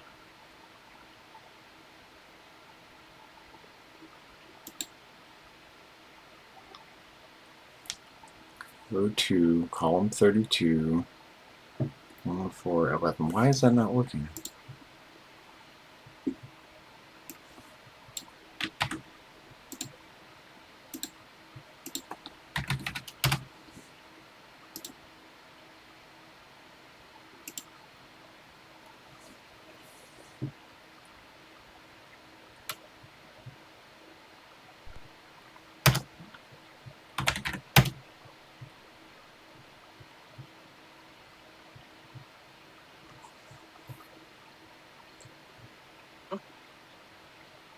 bottom one wouldn't. Oh, but the corner is not there still.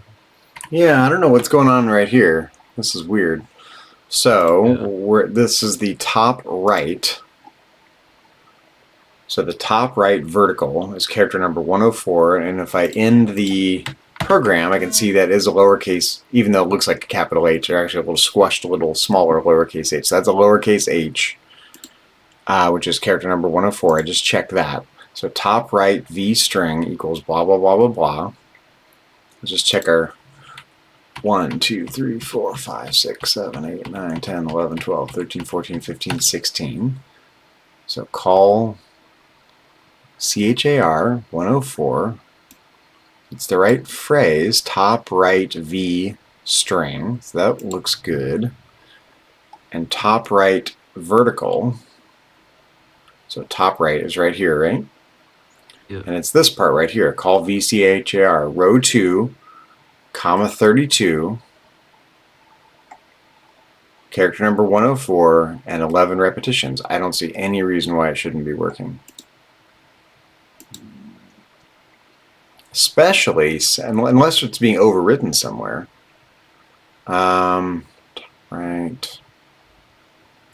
So top right V. Yeah, it's not being pulled up anywhere else, so that's okay. 104, right there. Oh, right here. Hold on. Oh. What is that? Yeah, this is extraneous. Okay, there we go. And it had a 104 in there. Okay. Okay, let's try that now. Yep, okay. So easy to miss little things like that. Yes, but it's almost harder in this than in Pico 8, you know?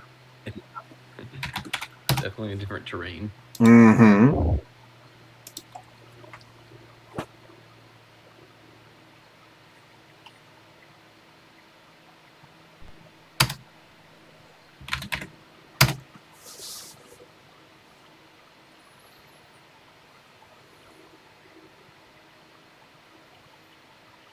Okay, so the corners are screwed up. Something's happening here in the bottom left. Yeah, it's not even doing a corner for some reason. Yep, so we need to check what's happening there. The bottom left corner is not displaying a corner for some reason. Yep, so corners were right here. Oh, one, yep, right here, row 1, column, no. This is 1, 1. This is top right. Bottom left is right here. So row 24, column 1, character 99.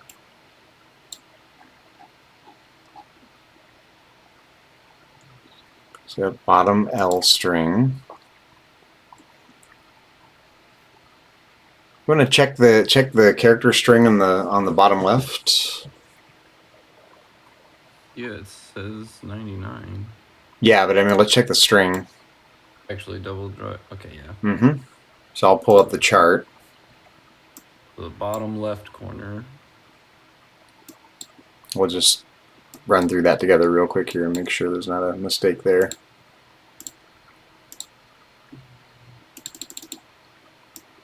It's 80, the first two. Okay, okay. Bottom left. Yep, okay. F something. I think it's FEFE. FEFE. Yep, FEFE, and then 8, 6, 8. Yeah, just once. 8, 6. Mm-hmm. Then B6, B6. Definitely 6. Where's B? Yep, B6, B6. And then 8, 6, FF. Okay, so that looks right. So what are we doing wrong here? I suspect that maybe... Oh, actually, you know what I can do? Yeah, look what's happened here. Oh yeah, it's an I. Why is that an I? Mm-hmm. So that's the amount of repetitions? Yeah, I think I probably started in the wrong spot. It's probably my fault. It is probably bottom left. It's probably right here. Call HCHAR. This should be number 2. Ah, there we go. All right, let's check this now. And at every turn, we're just going to paste it back in. And Trial and error. exactly. It's amazing how many little errors I made. I'm embarrassed. It's so easy. There was so much to type right there. I'm surprised you had your mind wrapped around that. I have been doing this since I was a kid, so it's even though it's been a while, I've been doing this a while, Yeah, I got a little lost on that one. I was like, crap, come on, you can do this, brain. There we go. Okay, so we still corners are there now. But they don't look right? Or they do? Right, they don't look right. Now I have to understand why. Let me look at my picture at the bottom left corner and see what I did. We're getting the right characters, but they're in the wrong spots, right? Oh, okay. Wait. So let me understand what you want. So I see. So you want a square with this little corner border, right? You want this corner on the inside like this, or on the outside?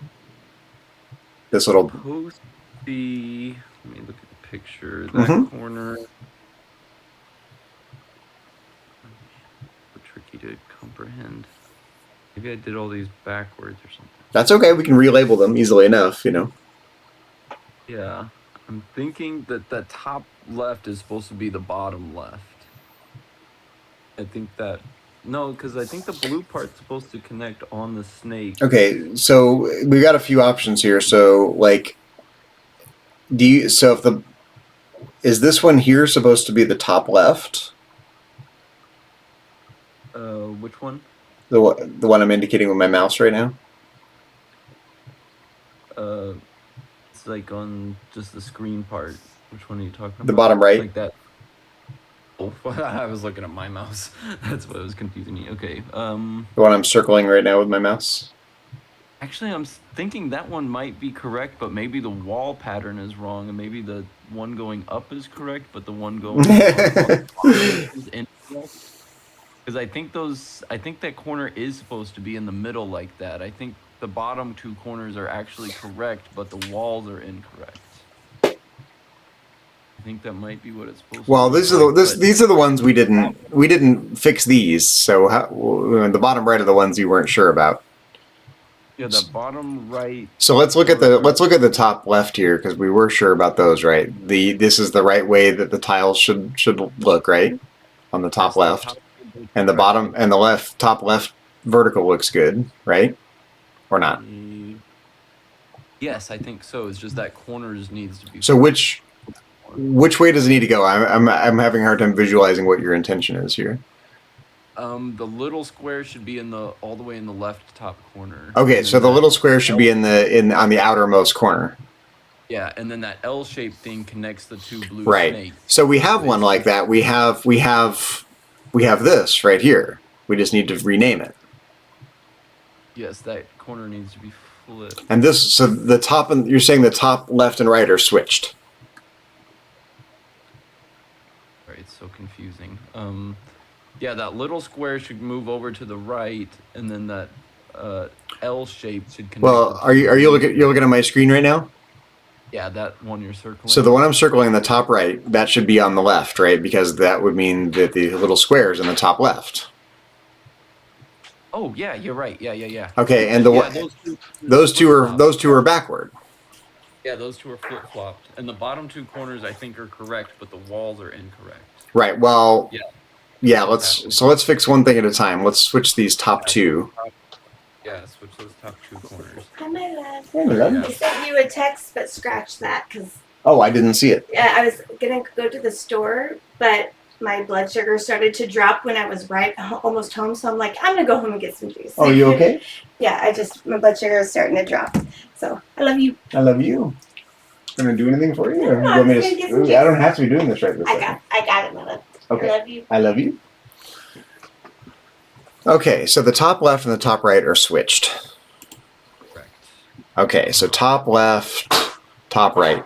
So this is now top right. Nice, yeah. Oop. R. Nope. R. And this is top right. And this is going to be top left. And this is going to be top left. Right? Yes. Yeah. So now let's plug that in. See if that fixed the problem. And we can clean it up a little bit after the fact, but let's... I think this will make it make more sense. Once we see the... Because I think the whole top is going to be right now. That'll make it way easier to see the pattern. Yep, and then you can do the bottom accordingly.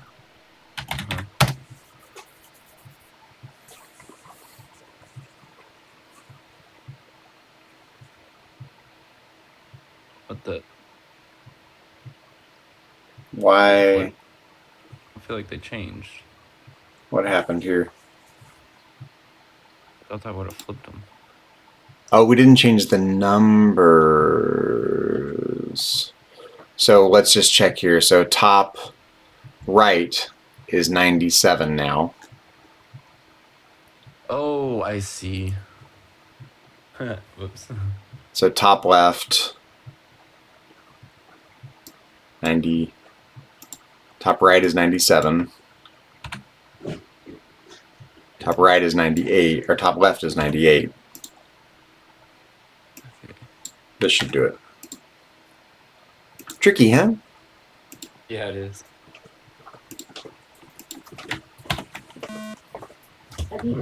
Love you too, my love. We're just fixing problems, you know us. I know, I love Making things work. I love it.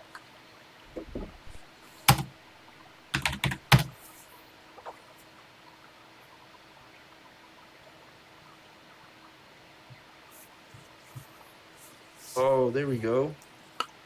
Except so, but so this one looks right here, doesn't it? Yeah, that's correct. And does this look right? No. But how about here? This doesn't look right either, because this should be a vertical mirror of this, and it's not. Yes. Yes, those two. Yeah, that one's wrong. Those last three are wrong. But the corners are right, and the right wall is correct. So is the whole top half of the screen correct? The top half is correct. Okay, so now we just need to do the mirror image of that for these. Yeah, the bottom part is wrong somehow. So let's see if we can think this through. Are any of these the ones you want? Anything on the screen, or anything on the screen the one you want here on the bottom left vertical? I don't think so, besides the corners. It might be. All... Yeah, this isn't right? This one right here? Wait a second, I think the top left is wrong too, actually. Isn't it? Or is it right? You tell me. I mean, all the lines... No, it is right. No, it is right. The lines all look like they match up. Like here in the corners and stuff. Yeah, it just confused me for just a second there. Yeah, that's right. Yeah, so that's where it is. Yeah, so the bottom ones are incorrect, because that should be facing down. But I think it looks to me like this character here that I'm circling. If you put those here, it looks like it might work fine. Yeah, that is what that one is. Yeah, that's the left wall. The left vertical wall. Wait, yeah, that's the left vertical wall. So this one should be left vertical. Yeah. Okay, so let's see what we've done here. Do that first. The left horizontal should be left vertical. Yeah, left bottom horizontal is actually the left bottom vertical. Okay, so left bottom horizontal. Bottom left horizontal. This should be the bottom left vertical, right? Yes. Right here. Yes. All right, I just overwrote one of them, so we might have to do one of these again from scratch. But that's okay. We'll just fix one thing at a time till it works. Yeah, I agree. This is the easiest way to comprehend it, probably. Just paste. I know it's tedious to paste it in every time. It's just easier than trying to fix it in the the TI basic itself. Yeah, I think it's faster this way. Definitely easier to see everything. Okay, yeah, that's the correct wall there now. So now we need to fix the bottom left. Yes. And does anything on the screen match up? It should be this one here, right?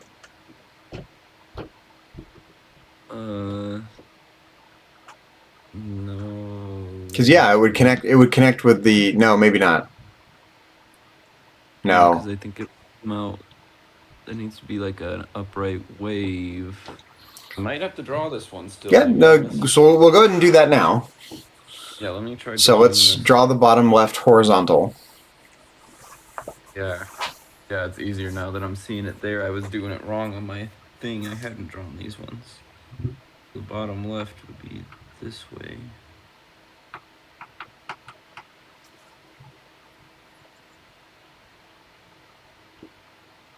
And I don't think I have the right bottom right drawn either. No. Yeah, those two both need fixing. Looks pretty good though. I like it. You know, it's nice and symmetrical. I'm glad we're taking the time to do this. It's while you're doing that, I'm going to try to move around and change rooms and see how bad it is. Oh yeah, that's a good idea. Okay, so that's. Oh, it's not too bad. It's fast. It's fine. I'm going to hit the restroom real quick while you're doing that. Perfect.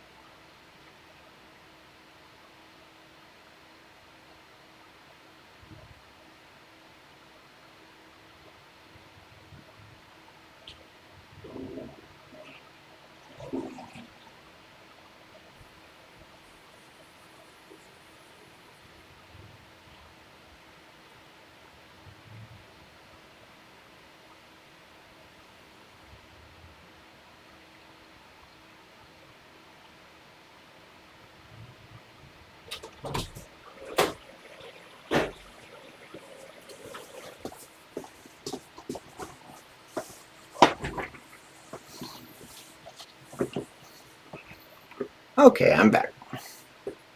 I'm back. I got these finished. Okay, so we're going to do the bottom left horizontal. Perfect. Yep. So bottom left horizontal, which we're going to delete this little string right here. Yep.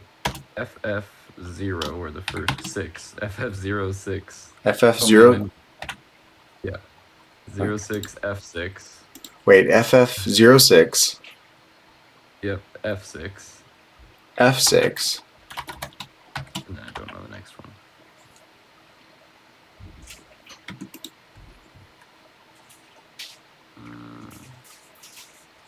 C? Yeah, C6, C6. C6, C6. Yep. And then E. DE. E. DE. Like dog, elephant. Oh, okay, misheard you.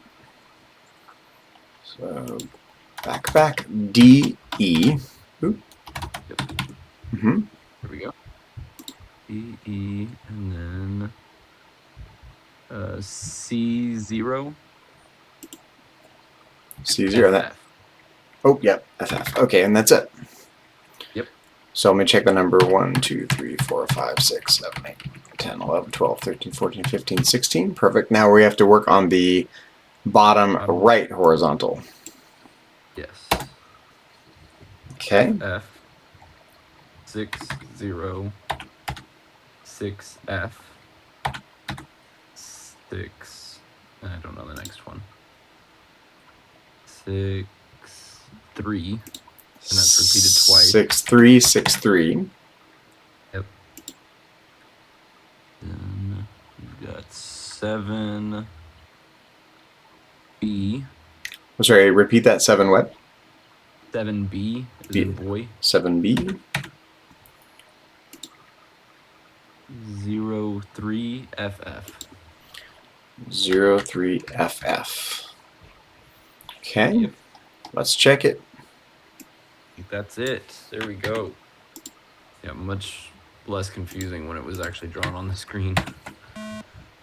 There we go. I'm excited.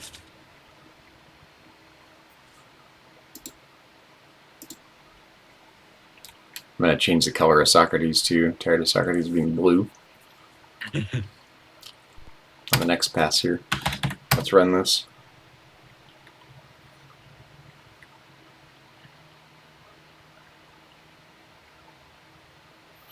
Something isn't right. I still did something wrong. What the heck? Yeah, what happened here? Did I mess up? Let me look at my pictures here. So that's the bottom left corner. Yeah, what did I do wrong?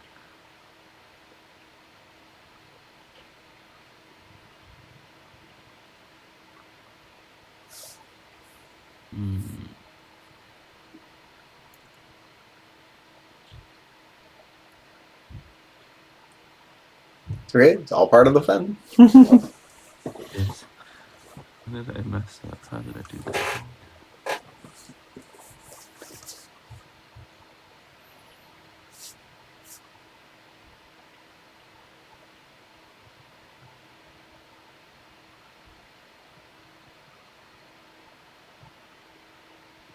This is the part we drew in. Okay, you check that out. I'm going to fix a couple other little things here real quick. Oh yeah, there we go. Okay, I'm seeing it now. So tricky. Mm-hmm. All right, so you want to fix those? Yeah. Yeah. So I'm going to erase the ones we just put in because they're obviously wrong. So bottom left horizontal needs to go away. Bottom right horizontal needs to go away. Yeah, I will get this sorted. I see what I did wrong.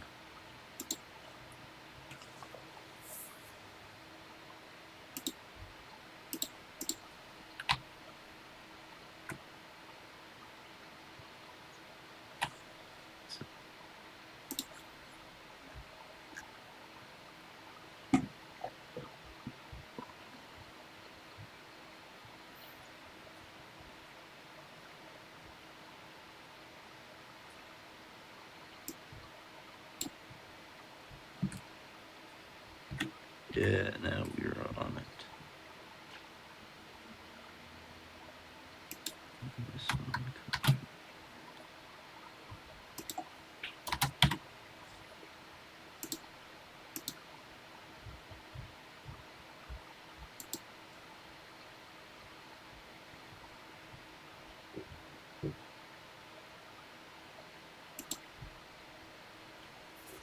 Yeah, now I got it right.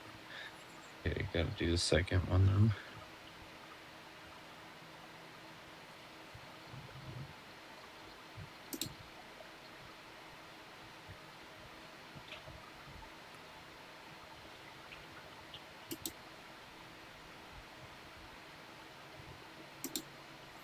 I'm going to look something else up while you're doing that real quick.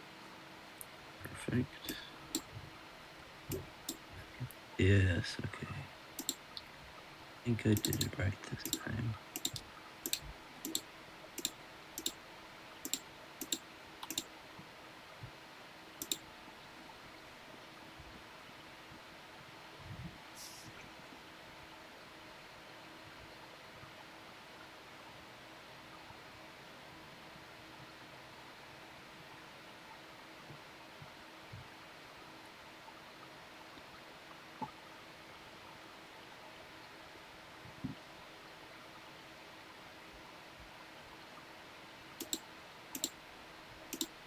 Okay. Done. Okay. Now they're definitely new shapes. Okay, let me go back to the right page of the book. I'll be ready for it in just a second.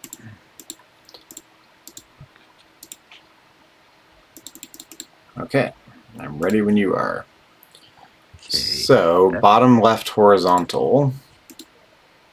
FF are our first two. Mm-hmm. And then, I'm not sure what the next one is. It's B0. B0. C0.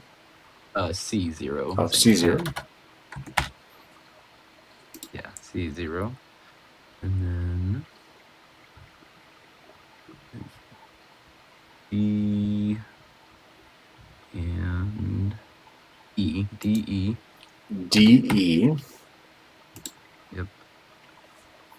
And then C6. C. C6. Oh, sorry, what? C6 what? C6 again. Oh, C6, C6. Repeated twice, okay. Yep. Correct. And then F6. Mm-hmm. 06. F606. FF. FF. Yep. Okay. Should be that one. Bottom right now. Horizontal. FF. And then 0, but I'm not sure what the other side is. Mm-hmm. 03. 03. And then we've got 7. And where's the other one? B. 7B. Just one, 7B. Yep, just once. Mm-hmm. And then 6, 3 twice. 6, 3, 6, 3. And then 6F. 6, 0. FF. Yep. Okay. There we go. Let's see how it looks. I think I did it right that time. It's okay. It's part of the fun, right? It is.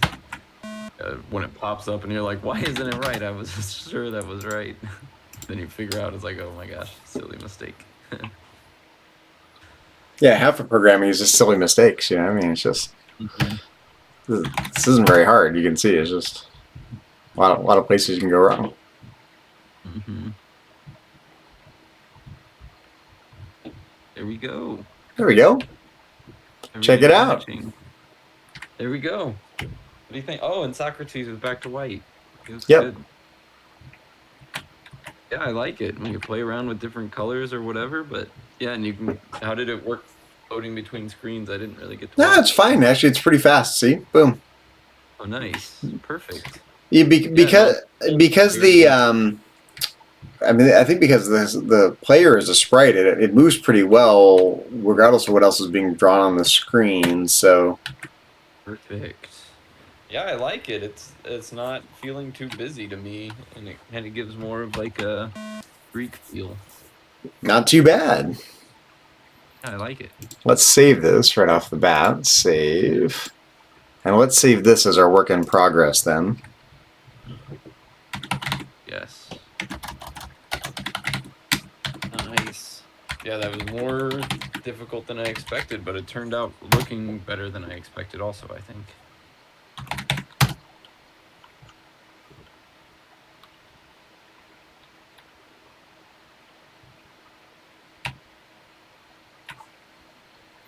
Yeah, it's interesting. You notice that. Why? Look what happens when we stop the program, and then we run it because we're doing all the call color stuff before we're doing other things.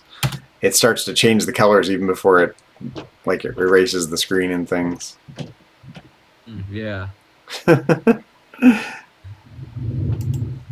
I like those colors. Yeah, it's interesting. I'm not. It's like I want to like the gray background. I like the white. I wonder how it would look on a totally white screen with the different colors. Different color Socrates. But I like Socrates being a little white character. I think it'll look better when it'll look more interesting when we get other non-playing characters on the screen. Yeah, there's stuff happening on the screen. Little things of dialogue and words popping up. Yep. Little sound effects happening when he's walking. Yeah, actually, we can do that right now.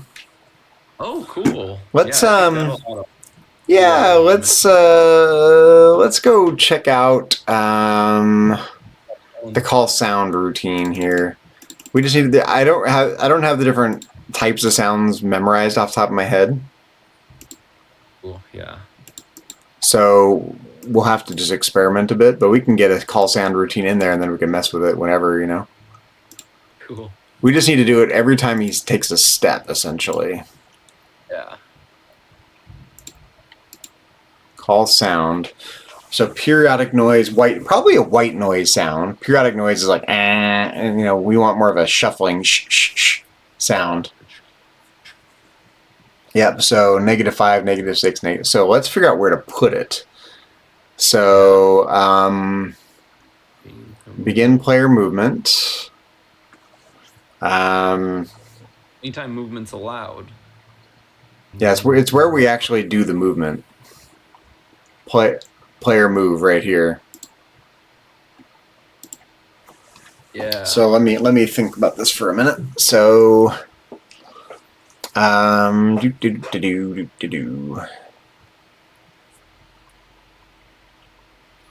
basically whenever we redraw the sprite. Yeah. Right here. Oh yeah. Yeah, that's a good idea. Mm-hmm. Yeah, that should cover all the bases. All sprite, make sound. 10205 for now. Call sound. Oops. Call sound. Now let's see. What are the parameters here? Duration. How do we do the noise?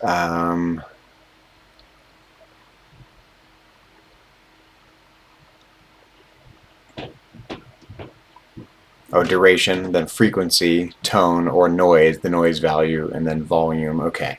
So let's just say, I don't know, let's just start with 1/10 of a second. Yeah. Let's see how it sounds. And it was -5 was the first white noise type. And then the volume, I think, is... I think 0 is louder than 30, if memory serves, counterintuitively. Comma 0. Let's see how that sounds. Might sound like terrible. We'll see.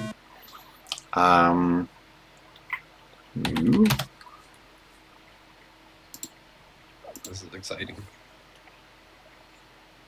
Okay, are you hearing the beeps and stuff on the screen? Can you hear my screen as well? Mm-hmm. Okay, I wasn't sure. Yeah, it's actually fairly loud.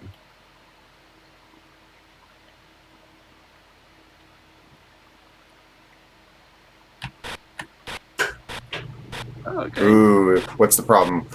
Oh, it's redrawing the sprite. Oh, it's drawing the sprite even when you're not moving. Yeah, why is it doing that? I don't want it to do that. Or maybe I do want it to do that. Oh, that could be part of what's slowing it down too. Yeah, Why? just redrawing it over and over.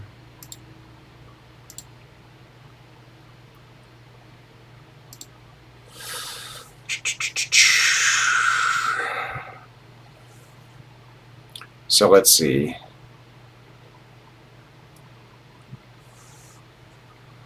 Oh, I already forget how this works.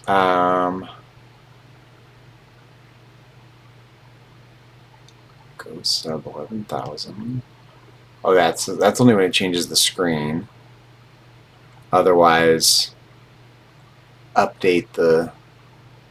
Is it literally drawing the sprite every single time? Every that often? Seems like it, I guess. Is that kind of like the refresh rate, I guess? Yeah, How I often mean, you yeah, do that? essentially. Mm-hmm. So in Pico 8, it would have been 30 times a second. Right, Doing that. exactly.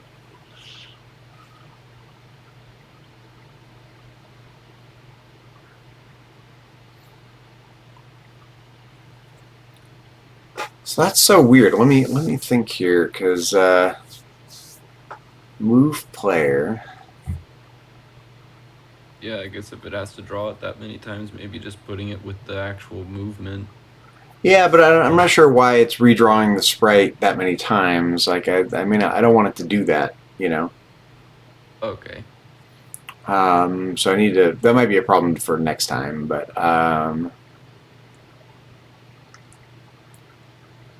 Yeah, why is it drawing it so many times? So it shouldn't have to do that.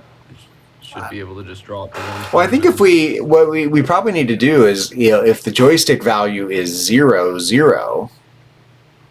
So like right here, if joystick value is 0, 0, this is where we're detecting the joystick, right? Right here.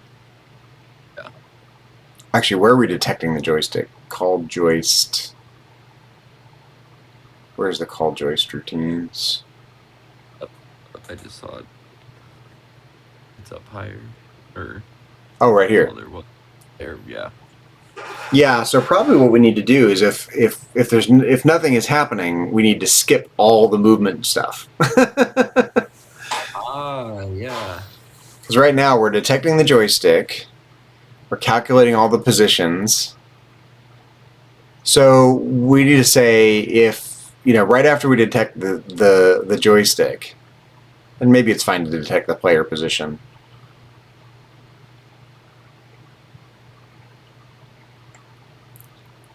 Yeah, that's probably the thing to do is right here say call joist, and maybe immediately after we say if joist blah blah blah blah blah 0 0, joist X and joist Y is 0 0.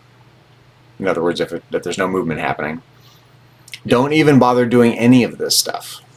Yeah, just skip on. Skip ahead to whatever line we decide on, which is probably 220. Probably like right down here, right? Because we skip down here some other time, right? Don't we have a skip? Yeah. Yeah. Right here. Allow. Yeah. Right? Yeah. So just exactly like that again. Yeah, just skip to that same line. And then that jumps right back up to line 10,000, and we check. So we can try it. Help me not lose track of what we're doing here. Yeah. So if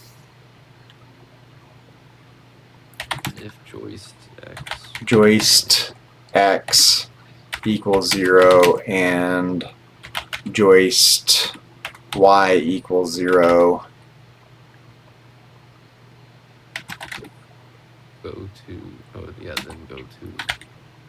then go to 1,220.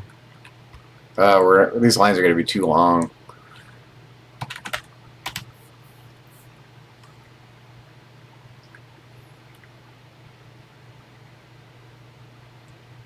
Would you do the call position of Socrates on the next line and then go to?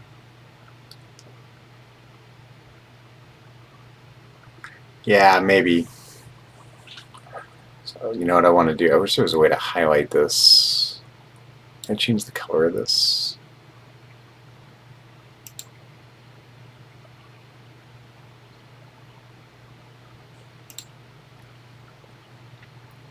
Like, I need to remember what's new and what's not here. So if joist, okay, then go to. Okay, so yeah. Otherwise, it's going to go to the next line. In which case, it's fine to do this. 1 0 0 1 5. Right? Yeah. Does it need to call Socrates first?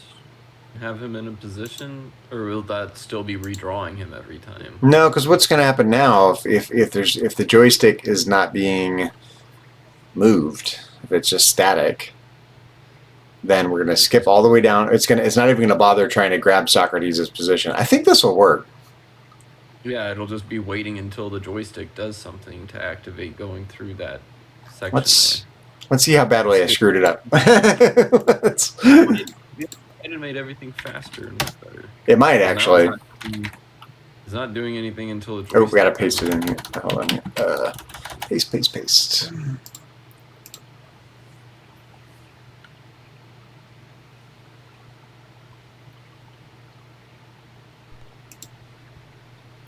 Hello, we got a commenter here. Davy's unofficial son. Hello. With an emoji of some sort. Yeah, we're doing old school programming here. We're doing TI Extended Basic. Let's see how badly I screwed this up. It might work great. Hope so. Looks good. Oh yeah, check it out. Oh yeah, and if you just sit still, no noise. Right, that did it. That totally did it. Now if you just hold it, nice. Yeah, look at that. So this, I'm just holding the button. This is me pressing the button one at a time. Got to hold it a little bit because it only detects for the key press once every so often. So you got to kind of do a long press of the key. It sounds pretty good. What do you think? I think it's worth tweaking a little bit, but it's not. Do you think it's too high pitch? Probably, huh? I think it's more like TV static than like a scuffle. Yeah, it needs to be like needs to like shuffle more. Exactly, that's what. Well, let's try the other. What line is it that we added? We added the sound routine right here, which we can bump onto this line at some point. So let's change this 10,205. Let's change it to -6. Let's try the different sounds and see how it goes. Yeah, I love it. So cool that it's so easy to add them in.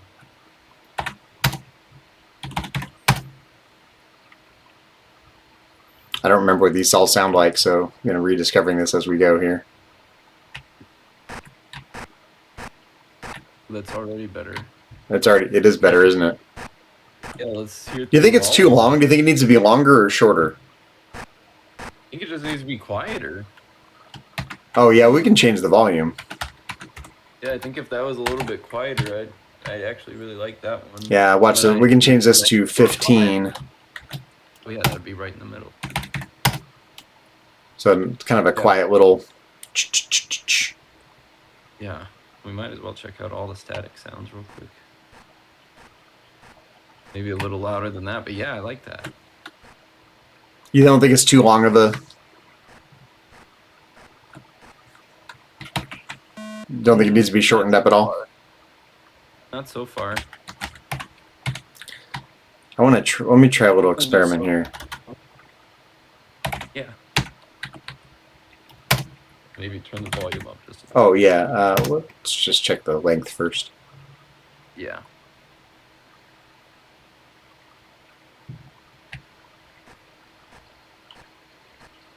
I like that better.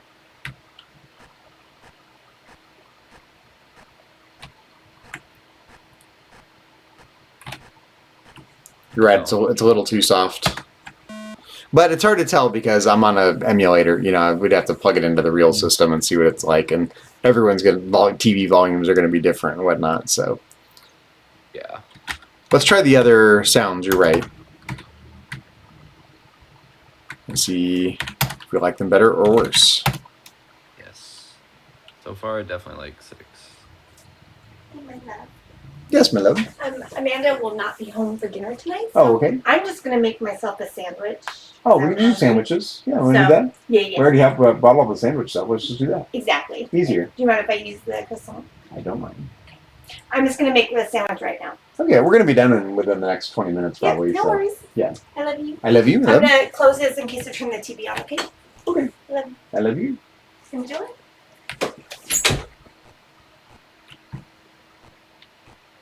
I got like 6 more.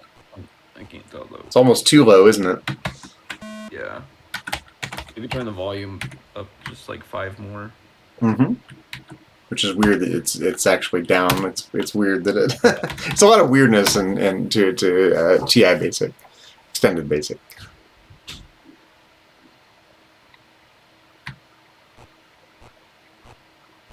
But yeah, I like 6 better than that. Let's try the last one. More scratchy. Yes. Look cool. That was an option, right? -8. It was, yeah. Oh, white noise that varies with the frequency of the third tone specified.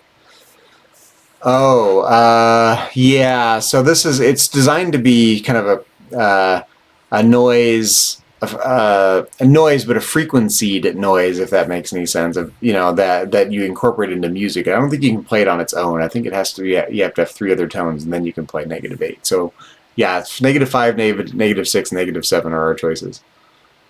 Okay, let's do 6. Okay.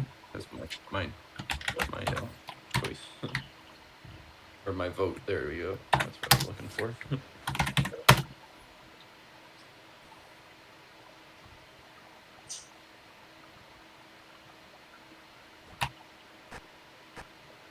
Sounds pretty good. Yeah, So, like when we start, oh, what's that? Go ahead. I think I did like it more drug out since we move so slow. It felt like it matched the pace of the character better to me. Interesting. I have the opposite intuition. That's funny, but I'm not really invested in the sound so much. So you liked it better when it was 100, and we could always compromise too and meet in the middle. So that's what I was just about to say. like, let's try 85. You know.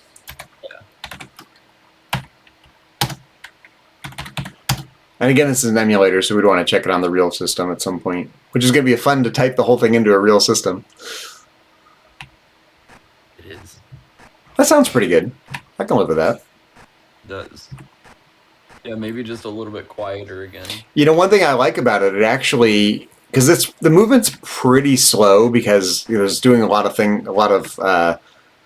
lines of code between movement cycles. The sound actually kind of makes the length of time between movement jumps more palatable. Mm-hmm. Gives you something to think about while it's doing something. So let's because it's all filled in. There's something happening. So 85, -6, and 10. Let's program that in there. Call sound 85, -6. And 10, and we're going to bump this up here because basically every time we redraw the sprite, we want to play the sound at the same time.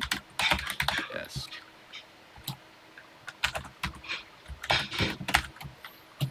So we can get rid of this weird line.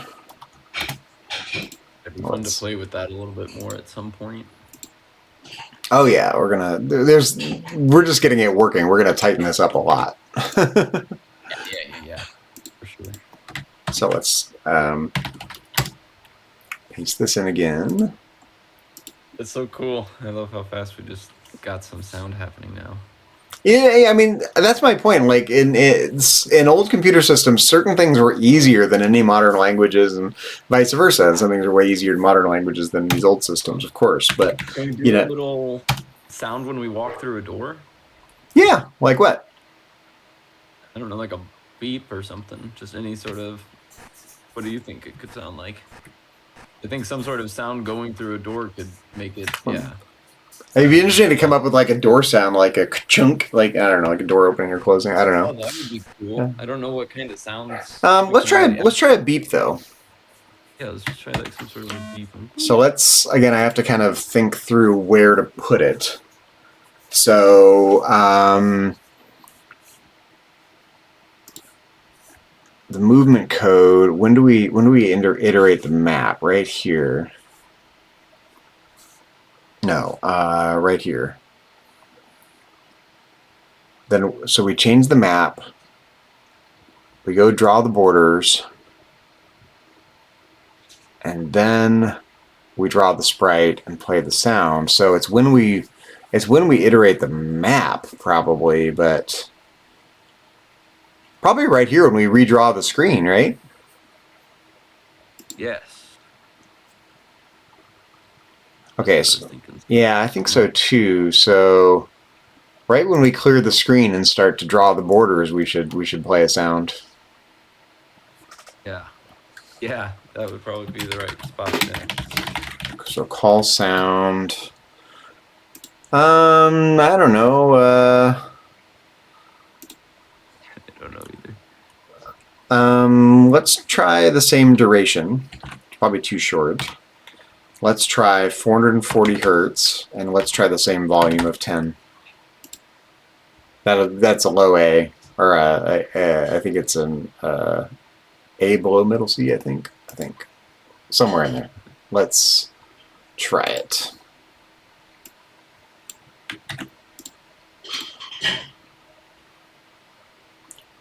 I've gone down a serious rabbit hole of learning about different old tuning systems, ways of tuning the scales within an octave. It's a really interesting rabbit hole to go down because our modern tuning is a compromise. Are you familiar with this at all? Kind of. I've been wanting to figure out how to understand it, but yeah. Well, so what happens apparently what happens is that if you take a perfect intervals like a perfect fifth, a perfect third, so on and so forth, and then the problem is the octave gets out of tune if you follow the circle of fifths all the way through with perfect intervals. And so you end up getting out of tune with yourself. And so the modern tuning tunes an octave perfectly, but every interval is actually slightly off. It's very interesting in order to keep the octaves in check with each other. So, but historically they've tried different ways of solving that problem. It's really interesting. That is really interesting. Yeah, I comprehend it all. I'm not sure I comprehended it. My sister's a music teacher and understands a lot more than I do about it, but it's really, really interesting. It is. So there are people, like using old tunings and playing old pieces of music, and also our modern benchmarks, like an A equal 440 hertz. That's actually an aberration. A used to be tuned quite a bit lower than that, like 410 or 415 hertz. Yeah, exactly. Yeah, I've been wanting to learn more about that. It's a serious rabbit hole. Get on YouTube and there's a bunch of great videos about it.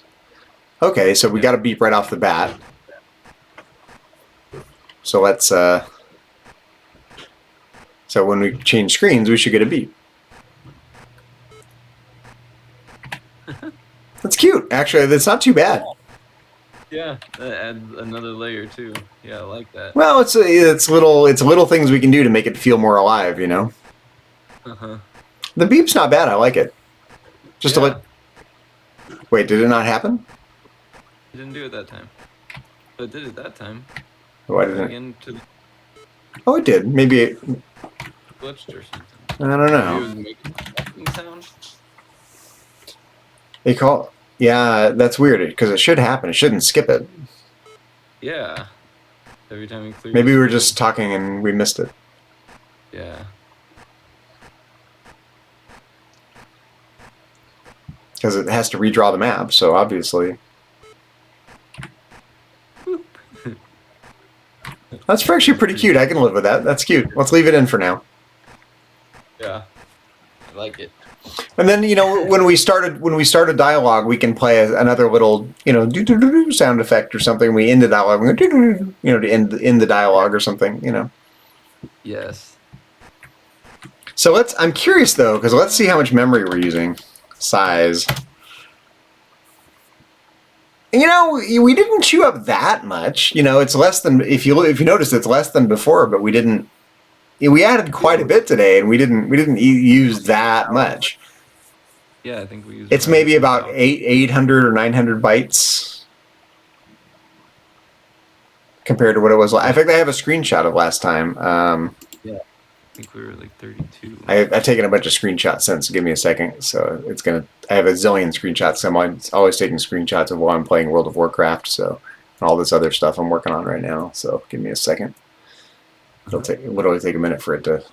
I need to go through and delete all the ones I'm done using. Most of these are World of Warcraft screenshots and some family history and local history articles and stuff. So but it will refresh in a moment.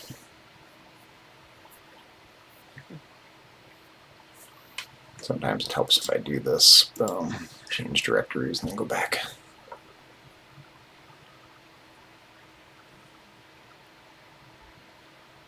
My computer's not meant to handle, 10,000 files, at a time. Yeah, mine has been struggling a lot. We take so many videos and we make so many songs. Now, this computer is definitely a compromise. When I bought it, I needed a PC because I had only had a MacBook Pro at the time, and I really generally like PCs better. But I experimented with owning a MacBook Pro, and I took a contract job, and they had some software that was only available on a PC, and so I had to buy a PC. But I'm like, well, and I was trying to play World of Warcraft on my MacBook Pro, which sucked. And so I said, I'm just going to go to Costco and buy the cheapest gaming laptop they've got, and that's what I got. So it's definitely a compromise. Right. All right, so here's the screenshot, I think, from last time. So yeah, 11,242 compared to... Okay, so we added about 500 bytes in everything we did, which is not too bad. Yeah. It's actually pretty good. Yeah. Because we added quite a bit. We added all those hex codes. We added some sound. We haven't added our data statements for the rooms yet. That's going to chew up a lot because we're going to have 20. So we're going to add, if we have 25 rooms times 2, that's 50 statements, each of which is pretty long. So we're gonna chew up a couple thousand bytes just doing that probably. Do you think we have time to add one right now? Just to see? Yeah, just to see. Well, I can just change the room color if you walk to the next room or something. Oh no, I can't do that. Yeah, no, because the data statements don't do anything yet. The data statements are just the raw information. I need to program a little engine that reads every time you enter a room, grabs your room coordinates, changes you to the proper data statement, sends you to the proper data statement, and then have a little engine that processes all the information in those 2 particular data statements. We talked about 2 per room, and then reads them, and then has all the code. Also, all of this code that generates the borders and whatnot. This is all going to change. All of this is going to be done in loops that iterate through the items of the data statement. So I need to basically, probably on paper, I need to sit down and think through how do I create a loop that, well, it's going to be a couple things. So when you draw the board, when you change rooms, it's going to go find your room coordinates, send you to the proper data statement. So that if then statements that send you to the proper data statements, then you're going to be thrown into a loop with some read statements. There are read statements that read the data statements, and basically the way they work is every time you read a line, it just moves to the next item in the list of the data statement. So I need to basically come up with a long loop that once you're in the right data statement, reads the first item of the data statement, does the right thing with it, reads the next item of the data statement, does the right thing with it, so on and so forth. So this is going to be about 10 times as long, probably, down here. But once we do that, so that's part of my concern. Is once we do that, it's like, oh man, we're gonna have we're gonna chew up half of our memory for the game just getting the map to work. Yeah. And so, worst case, we backpedal on all that and we just leave it plain. Worst case. But let's not backpedal yet because, I want to squeeze every last drop of stuff out of here. And there's all this extra stuff, like, these lines are extra, right? These were just some debugging code we added in that we left in, but it's commented out. These comments are going to go away. So we're going to tighten things up. These short lines can be any short lines can be combined. So we can probably get 2 of these per line. So we can reclaim a little bit of. It's a little bit at a time, but we can start to reclaim our memory a little bit at a time here. And this is probably we can tighten this up to top left, top right. They can go side by side. So even the comments up here don't really need to be there. So, I do want to create a title screen though. Yeah. So, hey, pretty good work though. Look at us. We got it working. I agree with sound. Yeah, we didn't do the things I wanted to do with the data statements today, but that's okay. We can do it next time. We got it started. Yeah, check it out. I mean, Yeah. I'm impressed we got this much working. And the border looks cool. I like it. I wasn't sure if I was gonna like it, but now that I'm looking at it, I like it. Same. That's exactly how I feel. I was pretty nervous about not liking it, but I do actually like it now that it's in there. It'll be interesting to write the data statements for all the rooms, you know. Mm-hmm.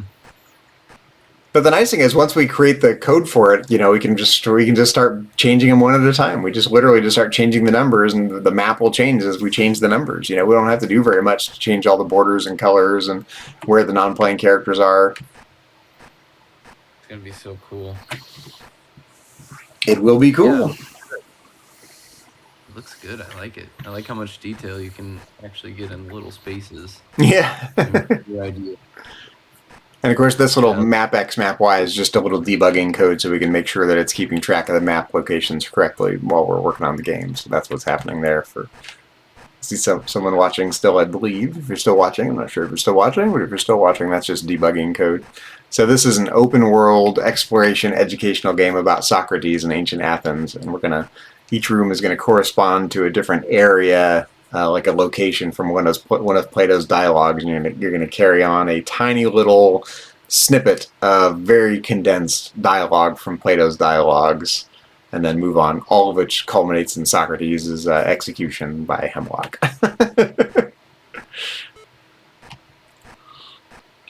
Kind of morbid. But that's why Socrates is such an enigma. He just kind of annoyed everyone, and he made a lot of enemies, and so much so that enough of the jury voted to execute him. A jury of 501.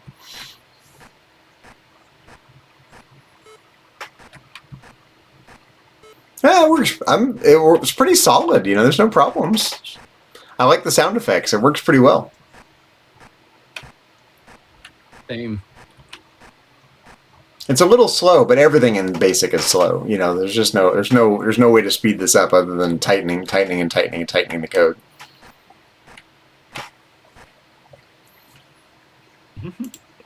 Not too shabby. Let's save this. Save, and let's save. Oh, cancel. Save. Let's save this as our work in progress. So save. Oop. Disk 2, Socrates, work in progress. I think we can actually just, let's replace both versions, because I think where we're at right now is good enough to be the official version of where we're at. Got 2 copies of it, so we can work on one and not mess with the other, but I think we worked out the kinks in this one, so this is now the new version. What would I need to download to be able to play this? Oh yeah, you wanna check that out real quick? Yeah. Does it cost money or? No. So let me hit the be right back button. Half a second here. So like a show Mac got going on. Okay, so what I want you to do is you're on your computer, right? Yes. Go to Google. Okay. Go type in Classic 99 with no space, just Classic 99. Okay. And search for it. This should be the first thing that comes up, the Harmless Lion Software Classic 99. Yep, so you should see what I'm seeing. Yep. So now the most current release version is later than the one is more recent than the one I've got. I haven't done any of the updates in a couple of years, so you're going to have a more recent version of this than I will. At some point, I'd mean to do the update. Just download this Classic 99 zip. Okay. Put that on your desktop or whatever folder you want it to be in. Or just throw it on your desktop. Okay. Wait, you're on a PC? This is my Mac. Oh, there is no Mac version of this. Oh, there isn't a Mac Nope. version, so I'll have to. Nope. Yeah, exactly. No Mac. It occurred to me you're probably on your Mac. Yeah. PC either. There is no Mac version of this yet.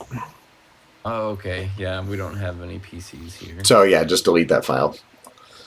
Okay. No dice. That's okay. I do have a PC at home though, so I could pull it up and show the kids.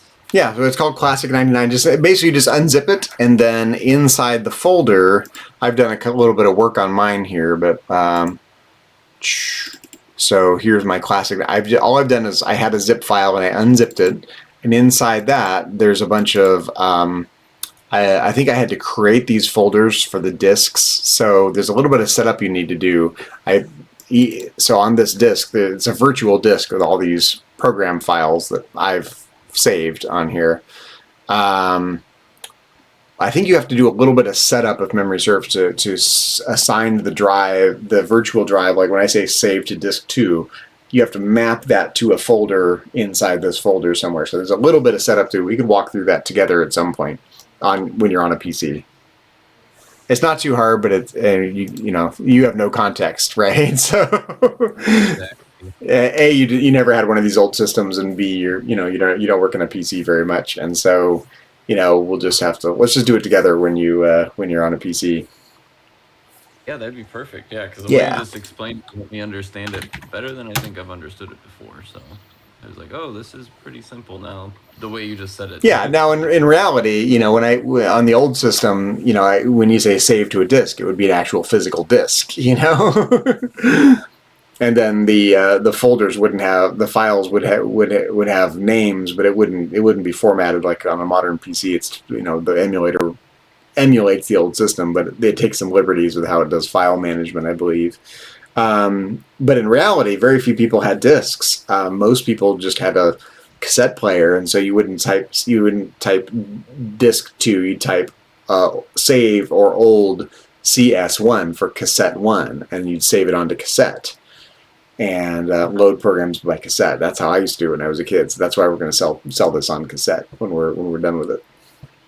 So cool. Yeah, because way more people have the ability to do cassette than have discs. Because the discs, you needed a whole peripheral expansion block with disc, and that was a pain in the ass back then. So cassettes were where it was at for your average person. So if we can squeeze all this into 32K of memory and sell it on cassette, I would be very, very pleased with that. Same. But I worry that I'm gonna have to be really, really choosy about how either about what I pack into the game or about what we're gonna do with these graphics. Yep. Because worst case, I worry we're just gonna chew up so much memory doing the room data stuff, and it's great if we can do it, but I just worry from the beginning we're gonna have to backpedal a little bit. But that's okay. I'll cross that bridge when we come to it. Exactly. So I think we can we can delete this, right? Oh yeah, I don't think I might as well. Well, yeah, because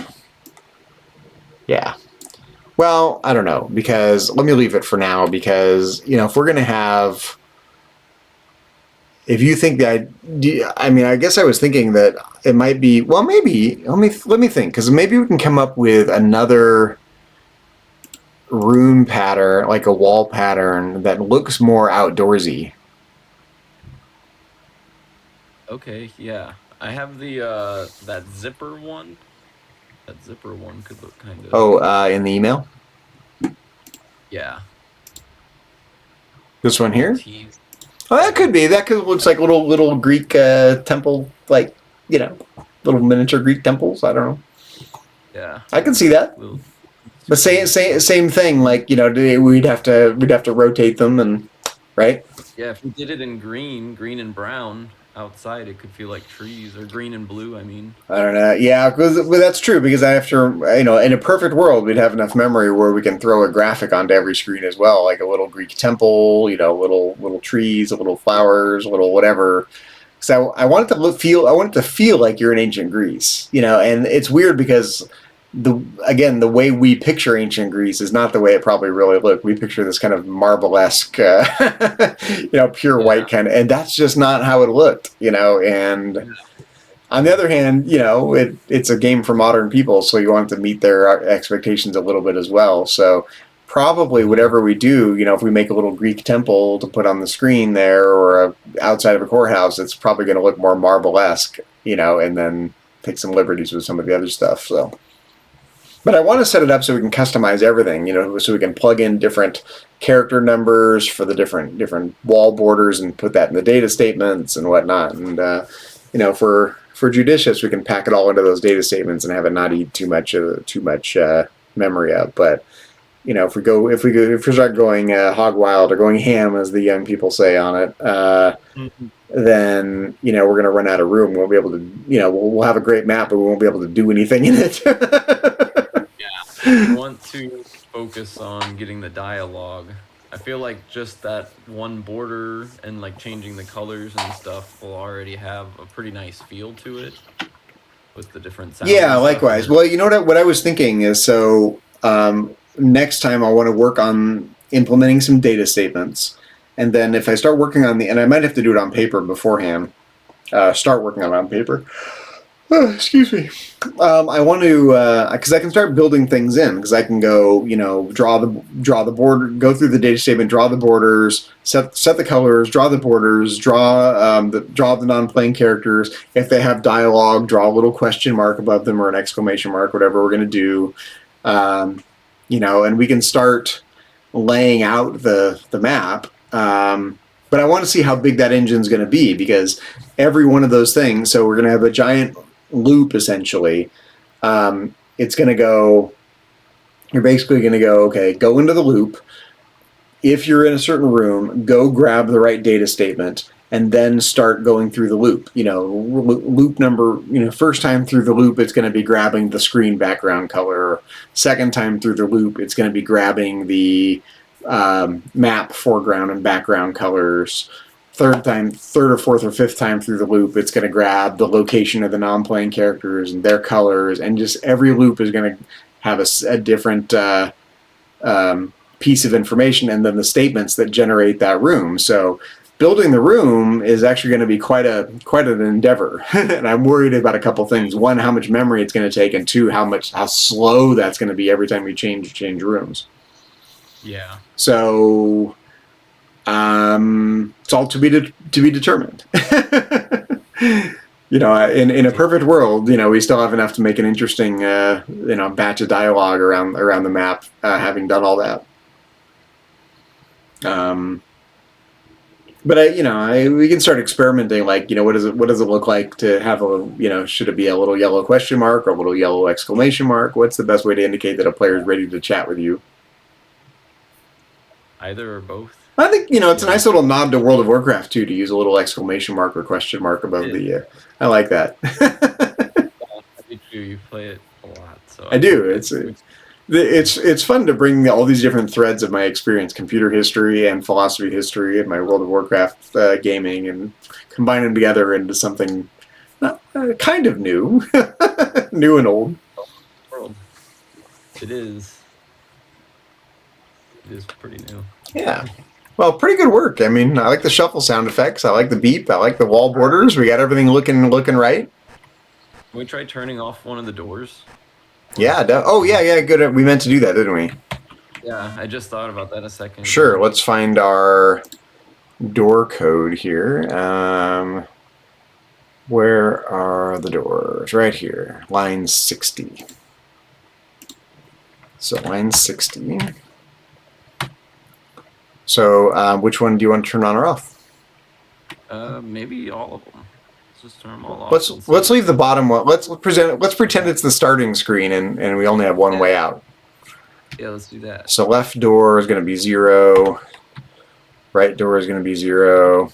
So we've done a lot of work. I mean, we can turn these doors on or off. It's pretty cool, actually.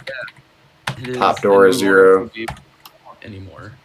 Last time you did this, you could actually walk through walls. So I worry that it's going to look super funky in the middle of the screen.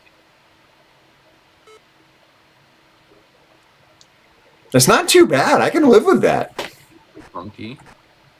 I think it looks okay. Yeah, it's not. No, it's good. I like it. It looks intentional, actually.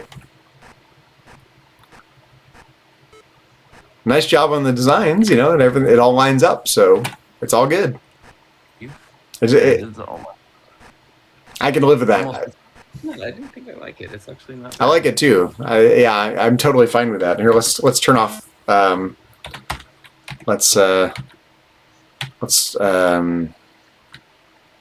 cool that you can just open and close them. yeah, let's turn this one on as well.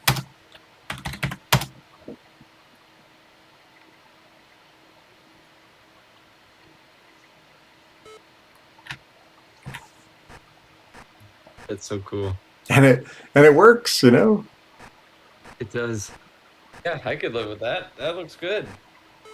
I'm liking it. Oh, wait a minute. Why are we able to? Oh, because the adjacent. Wait, what's going on here? Oh, because the adjacent room. Hold on, what's going on here? We have a problem. Yeah, why is it letting you walk through the wall there? Can you walk through the wall above where the door's supposed to be? Oh, I know, because it's only checking for character code 96. Oh, we don't have a character code 96 anymore.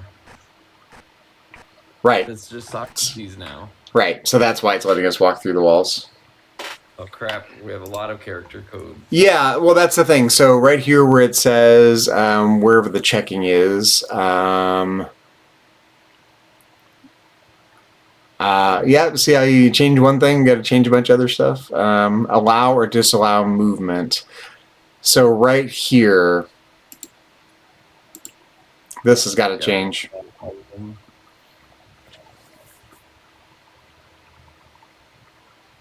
Yeah, is that what, how you? Yeah, I probably want to rewrite this. So you know, if it's a blank, you want to be able to. I think we need to rewrite this section. Because basically now we have so many different things, and you might have different objects, like you don't want to walk through other players and you don't want to walk through other stuff, right?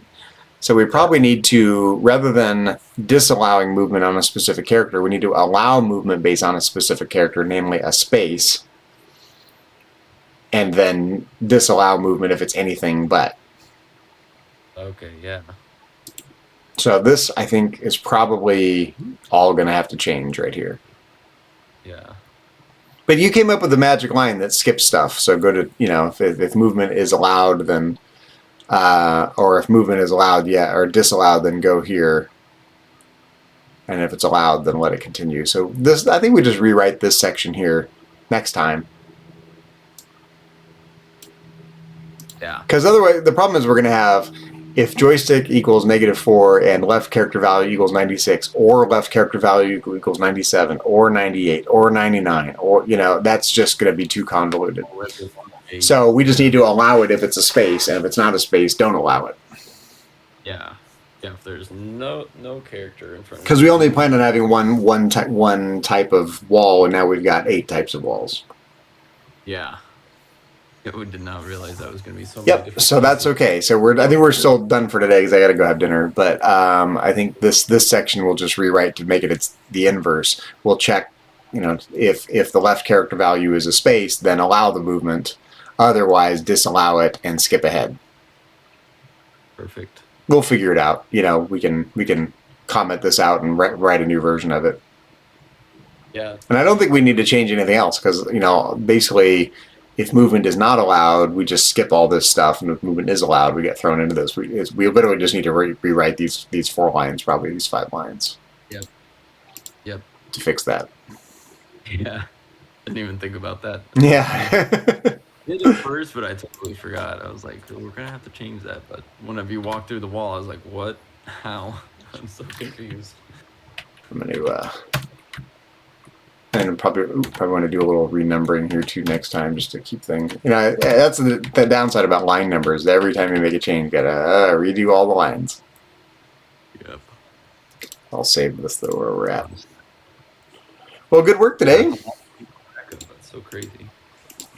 Yep, Yeah. I'm actually kind of impressed that we've got this much done. You know, maybe it's like still like baby programming to some people, but you know, to me, that's a pretty good little chain of reasoning here just to get this working. Yeah, that was pretty impressive to me. And I feel like that art was much more complex than I thought, but is also pretty simple, and it looks really nice. It looks better than I thought it would. Yeah, I think so too. I was worried about the 2 tiles that don't line up, but it looks intentional. Yeah, it does. And decorative, you know, it looks like something that it looks Greek. It looks like something Greeks would have come up with. Perfect. I love that. Me too. Yeah. So, but I guess I was wondering, like, if we're outside, we could either change the color of this decoration and then have a tree or a flower and a little temple or something, whatever. And if we're inside, then we have a colored, one of a number of colors. Depending on where in the map we are, and on the inside we'll have inside decorations, a table or a wrestling mat or whatever, based on the different locations. And I think it'll be okay. I can draw out some like trees and flowers. I think a tree's gonna have to be not just one block though. That's okay, because so there are. If you look at the call sprite routine, I encourage you to look through the manual. Have you done that yet? No, I think you should, because so there are. Let's see here. You can have sprites that are not just 8 by 8, but they can be 16 by 16. Oh, okay. Yep. So they can be like double sized, and I think you have to use this call magnify to say you're going to do a larger sprite. Okay, but it would be a sprite. Yes, or you can just do it with characters, but I was thinking of using 4 characters. I think that's fine too. That's fine. We just got to be careful because we're going to run out of characters at some point. Yeah, that was what I was worried about, was running low on characters. But if we were just going to do like one tree, maybe a couple flowers, because the flower would just be 1 character. Also, that would be 5 characters. Like here's the magnify. Okay, so yeah, magnify program. So yeah, so you can actually yeah, so there's 4 different options. Magnification factors might be 1, 2, 3, or 4. So you should read over this. Magnification factor of 1 causes all sprites to be single size and unmagnified. Magnification factor of 2 causes all sprites to be single size and magnified. But all sprites at once. I don't think you can do them separately. So probably we're talking magnification 1, because we're using a sprite for our little Socrates square. So, but yeah, you can build them out of more than one. The only caveat is that you can't have more than 4 sprites on the same horizontal line. So you can do it with characters. Just got to be wary of the number of total characters we can have, which we're already using quite a few of. Or you can do with sprites. You could have 28 sprites. You just have to be careful with placement so you never end up with 4 on the same horizontal row. Okay. Or more than 4 in the same horizontal row. Okay. Yeah, so far I haven't been thinking in terms of sprites as much, unless I was thinking of wanting a lot of different colors or movement. I think it's fine to have a static sprite. You just can't have more than 4, including our player, on the same row. Okay. What is the benefit to using a sprite over a character? I guess you can control the color independently. Each sprite can have its own color, whereas the character colors are done in groups, like you've seen. But each sprite has its own color scheme, its own foreground and background color. Okay. So should I be thinking more of using sprites then instead of characters for things? Well, I think it depends what you're talking about. If you want multiple colors within the same little 8 by 8 square, then you're going to need to layer sprites to do that. If you don't want to do that, then use characters, because characters. The nice thing about characters, you just draw them to the screen and then they just stay there. I'm thinking like static objects, like a tree in the background. My idea was to use 4 characters, but is it better to use a sprite and magnify it over?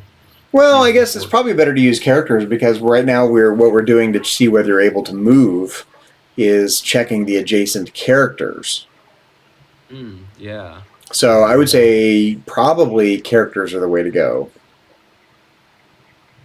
Yeah, and I want to do, so I'll probably work on a tree design, maybe like 2 or 3 different ones to play with, and 1 or 2 flowers. And then again, we'll have to build that into the all that has to be built into the code for the game. So everything we add, we have to say if we're on this room, then put this here and put it in a specific location. Yep, I'm not gonna rush to do that because I think we should focus on the dialogue. But maybe that's where I'll start with, like, just to fill in like screens where there's nothing happening and just walking through like a park or something. Yeah, I love it. On the screen. Well, it could be. I mean, so we could build that into the data statements. You could say, on every screen, you could have. Sorry, Brandy's calling me. She's called me multiple times now. So that's okay. Yeah, that's okay. Do you need to go? Yeah, I think so. Why don't we just call it here? We'll pick it back up next time, and I'm going to go have some dinner, and I'll save our work here before I forget to do that. And yeah, we'll plan on Thursday. Okay. Thursday it is. Good work today. Have a good night. Thanks. Thanks for tuning in, everyone. Tuning in. Catch you next time, everyone.